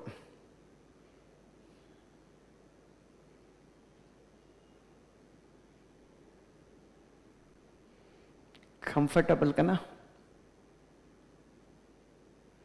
சூப்பரா புரிஞ்சிருக்கா? சும்மா இருந்தானா? நல்லா புரிஞ்சிருக்கா? Okay. So அப்போ என் குழந்தைங்களுக்கு டிபிஓ, அதோட லெட்ஜர் அக்கவுண்ட், அதோட ஃபார்மெட்டு, ஜேர்னல் என்ட்ரி, பிளான் அசெட்ஸோட ஃபார்மெட் வெர்டிக்கலாக இருக்கட்டும் ஹாரிசாண்டலாக இருக்கும், அதோட ஜேர்னல் என்ட்ரி, எது P&Lக்கு போகணும், ஒன்னொன்னத்தோட மீனிங் எல்லாமே என் பசங்களுக்கு இப்போ தெரியும். பாஸ்ட் சர்வீஸ் காஸ்ட்டில் வெஸ்டட்னா என்ன, அன்வெஸ்டட்னா என்ன, எல்லாமே இதுதான் கண்ணா மேஜர் ஏரியா. மிச்சம் எல்லாம் வந்து ஜஸ்ட் 5 மினிட்ஸில் முடிச்சிடலாமான்னா 5 மினிட்ஸில் முடிச்சிடலாம். இன்னொரு 5 மினிட்ஸில் இந்த ஸ்டாண்டர்ட் முடிஞ்சிருமானா இந்த ஸ்டாண்டர்ட் முடிஞ்சிடும். பட் சம்ஸ் போடும்போது சில இன்ட்ரெஸ்டிங் பாயிண்ட்ஸ் நம்ம லேர்ன் பண்ணுவோம், சில டெக்னிக்கல் பாயிண்ட்ஸ் கொஞ்சம் ஸ்ட்ராங்காக சிலதெல்லாம் லேர்ன் பண்ணுவோம். ஏன்னா இதில் வந்து நம்ம கான்செப்ட் தெரியறது ஒன்று, சம் போடும்போது சம்டைம்ஸ் நீ வந்து எந்த வருஷம் அலோகேட் பண்ணணும்னு உனக்கு தெரியாமல் தப்பு பண்ணுறதுக்கு சான்சஸ் இருக்கு. ஸோ குயிக்காக நம்ம சம்ஸை போட்டு முடிச்சிடலாம். ஓகேவா? சம்ஸ் போடுறதும் நல்லா இருக்குமானா நல்லா இருக்கும். ஓகேவா? ரைட். ஸோ அப்போ போஸ்ட் எம்ப்ளாய்மெண்ட் பெனிஃபிட்ஸ் எல்லாமே இப்படி தான் நம்ம அக்கௌண்ட் பண்ணுமா? எனி போஸ்ட் எம்ப்ளாய்மெண்ட் பெனிஃபிட் நீ வந்து அதுக்கு டிபிஓ கால்குலேட் பண்ணணும், பிளான் அசெட்ஸ் இருந்தால் பிளான் அசெட்ஸ் கொண்டு வரணும். சார் அது பிளான் அசெட்ஸே இல்லை சார் அப்படின்னா என்ன சார் பண்ணணும் அப்படின்னா அதுதான் ரீஇம்பர்ஸ்மெண்ட்ஸ் அண்ட் ரைஸ்ன்னு சொல்லி இந்த டிபிஓல அட்ஜஸ்டே பண்ணாம அசெட்டா காமிச்சிடணும். தட் இஸ் பிளான் அசெட்ஸே இல்லைன்னா என்ன சார் சொல்றீங்க அப்படின்னா அந்த அசெட்டை நான் எம்ப்ளாயி பெனிஃபிட் யூஸ் பண்ணுவேன், எனக்கு எதுவும் எமர்ஜென்சினா நானும் எடுத்துப்பேன். அப்படிலாம் நீ ஒரு அசெட்டை மெயின்டைன் பண்ணியிருக்க அப்படின்னா அந்த அசெட்டை இந்த டிபிஓவோட நீ என்ன பண்ணவே முடியாது, அட்ஜஸ்ட் பண்ணி நெட்டா காமிக்க முடியாது. டிபிஓவை ஒரு தனி லைபிலிட்டி ஆகும், அசெட்ஸ் ஒரு தனி அசெட் ஆகும் நீ காமிக்கணும். அதை வந்து ரீஇம்பர்ஸ்மெண்ட்ஸ் ரைட்ஸ் அப்படின்னு நம்ம சொல்லுவோம். ரீஇம்பர்ஸ்மெண்ட்ஸ்னா எனக்கு எப்போ இது தேவையோ அப்போ அப்ளை பண்ணனா எனக்கு கொடுப்பான், எனக்கு வேணும்னாலும் நான் எதுக்கு வேணா கேட்டுக்கலாம். ஸோ அது ரீஇம்பர்ஸ்மெண்ட்ஸ் ரைட்ஸை தனியா நீ அசெட்டா நீ காமிக்கணும் அப்படின்னு சொல்றான். If it is not a plan assets you are not suppose to set aside this liability and assets. If it is not a plan assets you are not supposed to set aside the liability and assets. அப்படினா இது plan assets கிடையாது அப்படினா அது தனியா இது தனியா காமிக்கணும்னா அது தனியா இது தனியா காமிக்கணும். asset தனியா காமிக்கணும், liability தனியா காமிக்கணும். அது ரேஷியோஸ் எல்லாம் அழிச்சிடுமானா ரேஷியோஸ்லாம் ரொம்ப கன்றாவியா போய்டும். அந்த மாதிரி assets தனியா liability தனியா நம்ம காமிச்சோம் பெரிய கம்பெனிஸ்க்கெல்லாம் கோடி கோடியா இருக்கும். ஸோ அந்த liability ஹியூஜ் ஆயிடுது அப்படின்னா டெட் ஈக்விட்டி ரேஷியோலாம் அடி வாங்குமானா கச்சாமச்சான அடிவாங்க. ஸோ அதனால தான் எல்லாருமே இதை என்னவா வச்சுப்பாங்க அப்படின்னா பிளான் அசெட்ஸாக வச்சுப்பாங்க. சில தியரி பாயிண்ட்ஸ்லாம் நெக்ஸ்ட் கிளாஸில் உனக்கு ஷேர் பண்ணுறேன். கொஞ்சம் இப்போதைக்கு டக்குன்னு இதை முடிக்கணும்னு பார்க்குறேன். நான் இப்போ வந்து போஸ்ட் எம்ப்ளாய்மெண்ட் பெனிஃபிட்டோட அக்கௌண்டிங் ட்ரீட்மெண்ட் என் குழந்தைங்களுக்கு நல்லா புரிஞ்சிடுதுன்னு கையோஸ்து. Okay, other long term employee பெனிஃபிட்ஸ்னு ஒன்று சொன்னேன்ல, other long term employee benefits, அதுக்கு ஒரே ஒரு நிமிஷம் தான் நடத்த முடியும். ஏன் சார் அதுக்கு ஒரே ஒரு நிமிஷம் தான்? ஆமாம், ஏன்னா இந்த போஸ்ட் எம்ப்ளாய்மெண்ட் பெனிஃபிட்ல என்னெல்லாம் பச்சாமோ எல்லாமே அப்படியே அதர் லாங் டேர்ம் எம்ப்ளாயி பெனிஃபிட்டுக்கும் நம்ம ஃபாலோ பண்ணோம். அவள் தான் முடிஞ்சிச்சு. போஸ்ட் எம்ப்ளாய்மெண்ட் பெனிஃபிட்டுக்கு என்னெல்லாம் சார்? டிபிஓ கால்குலேட் பண்ணோம். அங்கேயும் டிபிஓவா? ஆமாம் அங்கேயும் டிபிஓ. அங்கேயும் ஆக்சுவரியில் கூப்பிடுமா? ஆமாம் அங்கே ஆக்சுவலி. பிளான் அசெட்ஸ் அங்கேயும் இருக்கா? எஸ் இருக்கு. எல்லாமே அங்கே இருக்கு. ஒரே ஒரு விஷயம் மட்டும்தான் கிடையாது அதர் லாங் டேர்ம் எம்ப்ளாயி பெனிஃபிட்ஸ்ல. இந்த ஆக்சுவரியல் கெயின்ஸ் அண்ட் லாசஸ் வந்து இந்த ஆக்சுவரியல் கெயின்ஸ் அண்ட் லாசஸ் ஓசிஐக்கு போகக்கூடாது, பிஎன்எல்க்கு போயிடணுங்க. நான் ஆக்சுவரியல் கெயின்ஸ் அண்ட் லாசஸ் மட்டும் பிஎன்எல். இதை தவிர மிச்ச எல்லா அக்கௌண்டிங் ட்ரீட்மெண்ட்டும் சேம் தான். சும்மா இப்போ அண்டர்ஸ்டாண்ட் பண்ணிக்கோ. நெக்ஸ்ட் கிளாஸ்ல வந்து டீடைல்டா சொல்றேன். ஸோ தட் உனக்கு இன்னும் other term long term employee benefit ஏதோ வச்சிருக்காரு சார், ஏதோ வச்சிருக்காரு, அது மாதிரிலாம் நினைச்சு உட்காந்துருக்கு. அது புரியுறதா இல்லையா? அப்படின்னா இதே அக்கௌண்டிங் ட்ரீட்மெண்ட் எக்ஸெப்ட் ஒரே ஒரு சேஞ்ச், இந்த ஆக்சுவரியல் கெயின்ஸ் ஆர் லாசஸ் மட்டும் பிஎன்எல்க்கு போகணும்ன்றான். ஏன் சார் இதை பிஎன்எல்க்கு போகணும் அப்படின்னு சொல்றான் அப்படின்ற லாஜிக்கை அழகா நான் எக்ஸ்பிளைன் பண்றேன். ஏன் சார் இதை பிஎன்எல்க்கு போகணும் அப்படின்ற லாஜிக்கை மட்டும் உனக்கு சொல்லிட்டேன்னா அந்த அதர் லாங் டேர்ம் எனக்கு லாஜிக் இல்லைனாலும் இப்ப தெரிஞ்சிச்சு, நீ தான் டப்பாச்சிட்டே. Other long term employee benefit actuarial gain or loss மட்டும் பிஎன்எல்க்கு போகணும், ஓசிஐக்கு போகக்கூடாது. ஓகே சார் நான் பாத்துக்கிறேன் சார் என்ற அது எதனால அந்த லாஜிக்கை அவன் சொல்றான்? ஏன்னா அதர் லாங் டேர்ம் எம்ப்ளாய் பெனிஃபிட்ன்றது 2 வருஷமா இருந்தா கூட அது other long term employee benefit. So ஒரு 2 வருஷம் இதை நீ ஓசிஐக்கு கொண்டு போறதுன்றது தப்பு. ஏன்னா ஒரு post employment retirement is always a real long term. This may be a long term, may not be a long term also, because more than 12 months settlement எல்லாமே other long டேர்முக்கு போறது. ஃபார் எக்ஸாம்பிள் 2 இயர்ஸ் கழிச்சு நான் போனஸை கொடுக்குறேன் அப்படின்னு நான் சொல்றேன் என் எம்ப்ளாயிக்கு, அதுவும் other long டேர்ம்ல வருது. அப்ப அதுல உள்ள ஆக்சுவரியல் கெயின் ஆர் லாஸை நீ ஓசிஐ கொண்டு போறது தப்பு. ஏன்னா ஓசிஐன்றது ஒரு லாங் டேர்ம்ல நான் இன்னைக்கு ஒரு growth எதிர்பார்க்கிறேன். அவன் அந்த ஆக்சுவரியலே என்ன இது பண்றான்னா, ஏன் ஆக்சுவரியல் கெயின்ஸ் அண்ட் லாஸஸ் நம்ம ஓசிஐக்கு கொண்டு போறோம் அப்படின்னா இது ஒரு லாங் டேர்ம் எஸ்டிமேட். இன்னைக்கு ஆக்சுவரியல் கெயின் வரது வந்து நாளைக்கு லாஸ் ஆகி அது ஈவன் ஆயிடும். இந்த வாழ்க்கையில இன்னைக்கு ஏற்றம் நாளைக்கு இறக்கம் அதெல்லாம் பார்க்கிற பீரியட் இருக்கு. ஒரு லாங் டேர்ம்ல நீ ஏற்றமும் பார்ப்ப, வாழ்க்கையில இறக்கமும் பார்க்கறதுக்கு சான்ஸ் இருக்கு. ஆனா இந்த அதர் லாங் டேர்ம் பெனிஃபிட்ஸ்ல அது மாதிரி கிடையாது. சோ ஏற்றம் இருக்கலாம் அந்த பீரியட்ல, அந்த 2 பீரியட்ல ஒரு இன்க்ரீஸ் இருக்கலாம், அந்த இன்க்ரீஸ் கம்பெனி என்ஜாய் பண்ணிருக்கலாம். நான் சொல்றது புரியுறதா இல்லையா? சோ ஆனா இப்போ இந்த போஸ்ட் எம்ப்ளாய்மெண்ட்ல ஒரு இன்க்ரீஸ் கம்பெனிக்கே கிடைச்சிட்டு நீ பிஎன்எல் போனா நாளைக்கு உனக்கு இறங்கிறதுக்கு சான்சஸ் இருக்கு. சோ இது வந்து post employment is a real long term. அதனால ஆக்சுவரியல் கெயின்ஸ் ஆர் லாஸஸ் ஓசிஐக்கு கொண்டு போ.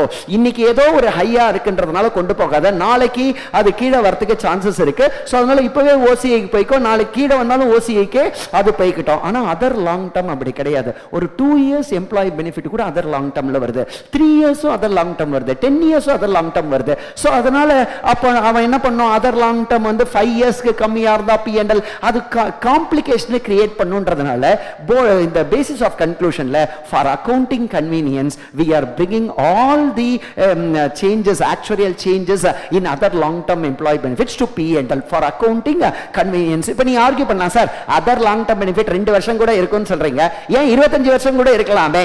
ஏன்னா ரிட்டையர் ஆகிறதுக்கு முன்னாடி அவனுக்கு கொடுக்குற மாதிரி ஏதோ ஒரு ரிட்டையர்மெண்ட் பெனிஃபிட் இருந்தா 2 இயர்ஸ் இருக்கலாம், 25 இருக்கலாமே. அதனால தான் ஃபார் அக்கௌண்டிங் கன்வீனியன்ஸ் நாங்கள் கொண்டு வந்துட்டோம். ஸோ 2 இயர்ஸையும் நான் பார்க்கணும், 25 இயர்ஸையும் பார்க்கணும். அப்போ நான் புதுசாக எதனா ஒன்றத்தை கொண்டு வரணும். அதுக்குன்னு நாங்கள் யோசிக்கிறோம்ப்பா, நீ இப்போதைக்கு பிஎன்எல்ல போட்டுக்கோ, ஆக்சுவல் கெயின்ஸ் அண்ட் லாஸ். உனக்கும் அதை பற்றி பிரச்சனை இல்லை, ஜாலியா. ஓகே சார், அப்போ வந்து ஆக்சுவல் கெயின்ஸ் அண்ட் லாஸ் மட்டும் அதர் லாங் டர்ம் எம்ப்ளாய் பெனிஃபிட்ஸ்க்கு பிஎன்எல்ல போட்டுக்கணும். இன்னும் டீடைல் எக்ஸ்பிளனேஷன் நெக்ஸ்ட் கிளாஸ்ல. ஸோ இதை தவிர அதர் லாங் டர்ம், சார் அப்போ அதர் லாங் டர்ம் எம்ப்ளாய்மெண்ட்ஸ்லையும் டிபிஓ இதே தான், இந்த பிளான் அசெட் அதே மாதிரியே சம் இருக்குமா சார்? அதே மாதிரியே சம் இருக்கும், அதே மாதிரியே சம் இருக்கும், அதே மாதிரியே தான் சம் இருக்கும். ஓகேவா? ரைட். நீ ரிட்டையர் ஆகும்போது 20 லட்சம் கொடுக்குறேன்னா அது போஸ்ட் எம்ப்ளாய்மெண்ட் பெனிஃபிட். 20 வருஷம் நீ இருந்து முடிச்சாலே, ரிட்டையர் ஆகிறதுக்கு முன்னாடியே 20 இயர்ஸ் சர்வீஸ் முடிஞ்சாலே உனக்கு 20 லட்சம் கொடுக்குறேன். அது other long term employee benefits. So அதுவும் ஒரே மாதிரி தான். அது ரிட்டையர்மெண்ட் டேட்ல வாங்குற, இது ரிட்டையர்மெண்ட்டுக்கு முன்னாடி வாங்குற. ஸோ இதுவும் லாங் டர்ம் தான், அதுவும் லாங் டர்ம். ஸோ அது ரெண்டுமே சேம் அக்கௌண்டிங் ட்ரீட்மெண்ட். அப்போ டிபிஓ, பிளான் அசெட்ஸ், இந்த நெட் டிஃபைன் பெனிஃபிட் லயபிலிட்டி எல்லாமே ஒன்று தானே, எல்லாமே ஒன்று தான், எக்ஸப்ட் அந்த ஒரு டிஃபரன்ஸ். Last termination benefits. இந்த டெர்மினேஷன் பெனிஃபிட்ன்றது ஒருத்தனை வந்து வராத கையெடுத்து கும்பிடுறோம்ல, இனிமேந்து என் வாழ்க்கைக்கும் உனக்கு வேண்டாம் அப்படின்னு இப்போ கையெடுத்து கும்பிச்சு ஒரு ரிலேஷன்ஷிப்பை கட் பண்ணி விடுறல்ல, ஓகேவா? ரைட். ஸோ அது லைஃப்லையும் சரி ஆஃபீஸ்லையும் சரி ஒரு ரிலேஷன்ஷிப்பை கட் பண்ணி விட்டுட்டு அவளுக்கு ஒரு காம்பன்சேஷன் கொடுக்குறது ரெட்ரென்ச்மெண்ட் காம்பன்சேஷன். நீங்க போயிடுங்க, உங்களுக்கு இவ்வளோ தரோம் அப்படின்னு சொல்லி நம்ம கொடுக்குறோம் தெரியுமா, அது ரெட்ரென்ச்மெண்ட் காம்பன்சேஷன். இல்லை நான் இவ்வளோ தரேன், தட் இஸ் நம்ம அவனை வந்து சீட்டை கீழ்ச்சிட்டு ஒரு காம்பன்சேஷன் கொடுக்கிறோம், அது இன்வாலண்டரி காம்பன்சேஷன், ரெட்ரென்ச்மெண்ட் காம்பன்சேஷன். இல்ல அவர் கொஞ்சம் மரியாதையா அவர் வெளில அனுப்பணும்னு நினைச்சு நாங்க இவ்வளவு கொடுத்துறோம், நீங்க ஒத்துக்கோங்க, நீங்களே ஒத்துக்கோங்க அப்படின்னு சொல்லி அவரை ஒத்துக்க வைக்கிறது வந்து அதுவும் டெர்மினேஷன் தான். அது என்னது? டெர்மினேஷன் தான். ஓகே, மரியாதையா அவரையே ஒத்துக்க வச்சு அனுப்புறதும் மரியாதை இல்லாம நம்மளே முடிவெடுத்து அனுப்புற ரெண்டுமே டெர்மினேஷன் தான். இது ரெண்டுத்துக்கும் நீ கொடுக்கிற பெனிஃபிட்ஸ் டெர்மினேஷன் பெனிஃபிட்ஸ். இன்னொரு தடவை சொல்றேன், நீயே முடிவெடுத்து நீ இனிமேல் இன்னிலேருந்து வேலையில கிடையாது அப்படின்னு சொல்லி முடிவெடுத்து சீட்டை கீழ்ச்சி அவனுக்கு ஒரு டெர்மினேஷன் கொடுத்து அனுப்பிச்சாலும் அது டெர்மினேஷன் பெனிஃபிட் தான். இல்லைன்னா அவங்கள மரியாதையா இந்த மாதிரி நீங்க வேலையை விட்டு போயிடுங்க, இவ்வளவு பணம் கொடுத்துட்றேன், அதை வாங்கி வேலையை விட்டு போயிடுங்க, ப்ளீஸ் வேலையை விட்டு போயிடுங்க, நீங்களே முடிவெடுத்துங்க, நீங்களே லெட்டர் கொடுத்துருங்க அப்படின்போது அவரே லெட்டர் கொடுத்துட்றாருல, அது அப்போ காம்பன்சேஷன் கொடுக்கறது அது டெர்மினேஷன் பெனிஃபிட்ஸ் தான். இந்த டெர்மினேஷன் பெனிஃபிட்டை எப்படி சார் அக்கௌண்ட் பண்றது? ரொம்ப ரொம்ப சிம்பிள் அக்கௌண்டிங். 12 மாசத்துக்குள்ள அந்த டெர்மினேஷன் பெனிஃபிட்டை கொடுக்க போறேன்னா ஷார்ட் டர்ம் எம்ப்ளாய் பெனிஃபிட்டா ட்ரீட் பண்ணி அக்கவுண்டிங்க போட்டுரு. இல்ல 12 மாசத்துக்கு அப்புறம் நான் கொடுக்க போறேன், அப்ப other long term employee benefits இப்ப சொல்றேன், அப்ப அது மாதிரி நினைச்சு அக்கவுண்டிங்க முடிச்சிரு. அப்போ அதுக்கு ஆக்சுவரியல் வேல்யூவேஷன் ஆமா, அதர் லாங் டர்ம் எம்ப்ளாயி பெனிஃபிட்டா நினைச்சு அக்கவுண்டிங்க முடிச்சிரு. Termination benefits wholly payable within 12 months, short term employee பெனிஃபிட்டா வேலையை முடிச்சு. சார் டக்குன்னு முடிச்சிட்டீங்க சார், அது மாதிரி நினைக்காத, சில தியரி பாயிண்ட்ஸ் டெக்னிக்கல் பாயிண்ட்ஸ்லாம் இருக்கு. அப்ப என் குழந்தைங்களுக்கு short term employee benefits accounting தெரியும், போஸ்ட் எம்ப்ளாய்மெண்ட் பெனிஃபிட் அக்கவுண்டிங் தெரியும், அதர் லாங் டர்ம் எம்ப்ளாயி பெனிஃபிட்டோட அக்கவுண்டிங் தெரியும். Only thing is actuarial gains or losses பிஎன்எல்க்கு போறது, அது தவிர மிச்சம் எல்லாம் சேம் அக்கவுண்டிங் ட்ரீட்மெண்ட். நாலாவது டெர்மினேஷன் பெனிஃபிட்டோட அக்கவுண்டிங் ட்ரீட்மெண்ட்டும் என் குழந்தைங்களுக்கு தெரியும். சம்ஸ் போடணும், நீ திமுறா இருக்காத, நானே சம்ஸ் போட்டுக்கிறேன்னு சில பாயிண்ட்ஸ் நான் சொல்லாம வச்சிருக்கேன், ஓகேவா? சில இன்ட்ரெஸ்டிங் பாயிண்ட்ஸ். ஸோ அந்த இன்ட்ரெஸ்டிங் பாயிண்ட்ஸ்லாம் நம்ம பேசிட்டோம் அப்படின்னா இந்த இயர்ஸ் 19 நமக்கு முடிஞ்சதுல ஜோரா கிளாப் தட்டுற. இந்த இயர்ஸ் 19 நம்ம கண்ட்ரோல் வந்துட்டு, எம்ப்ளாயி பெனிஃபிட்ஸ் நம்ம கண்ட்ரோல் வந்துடுது, நமக்கு கண்ட்ரோல் வந்துடுது.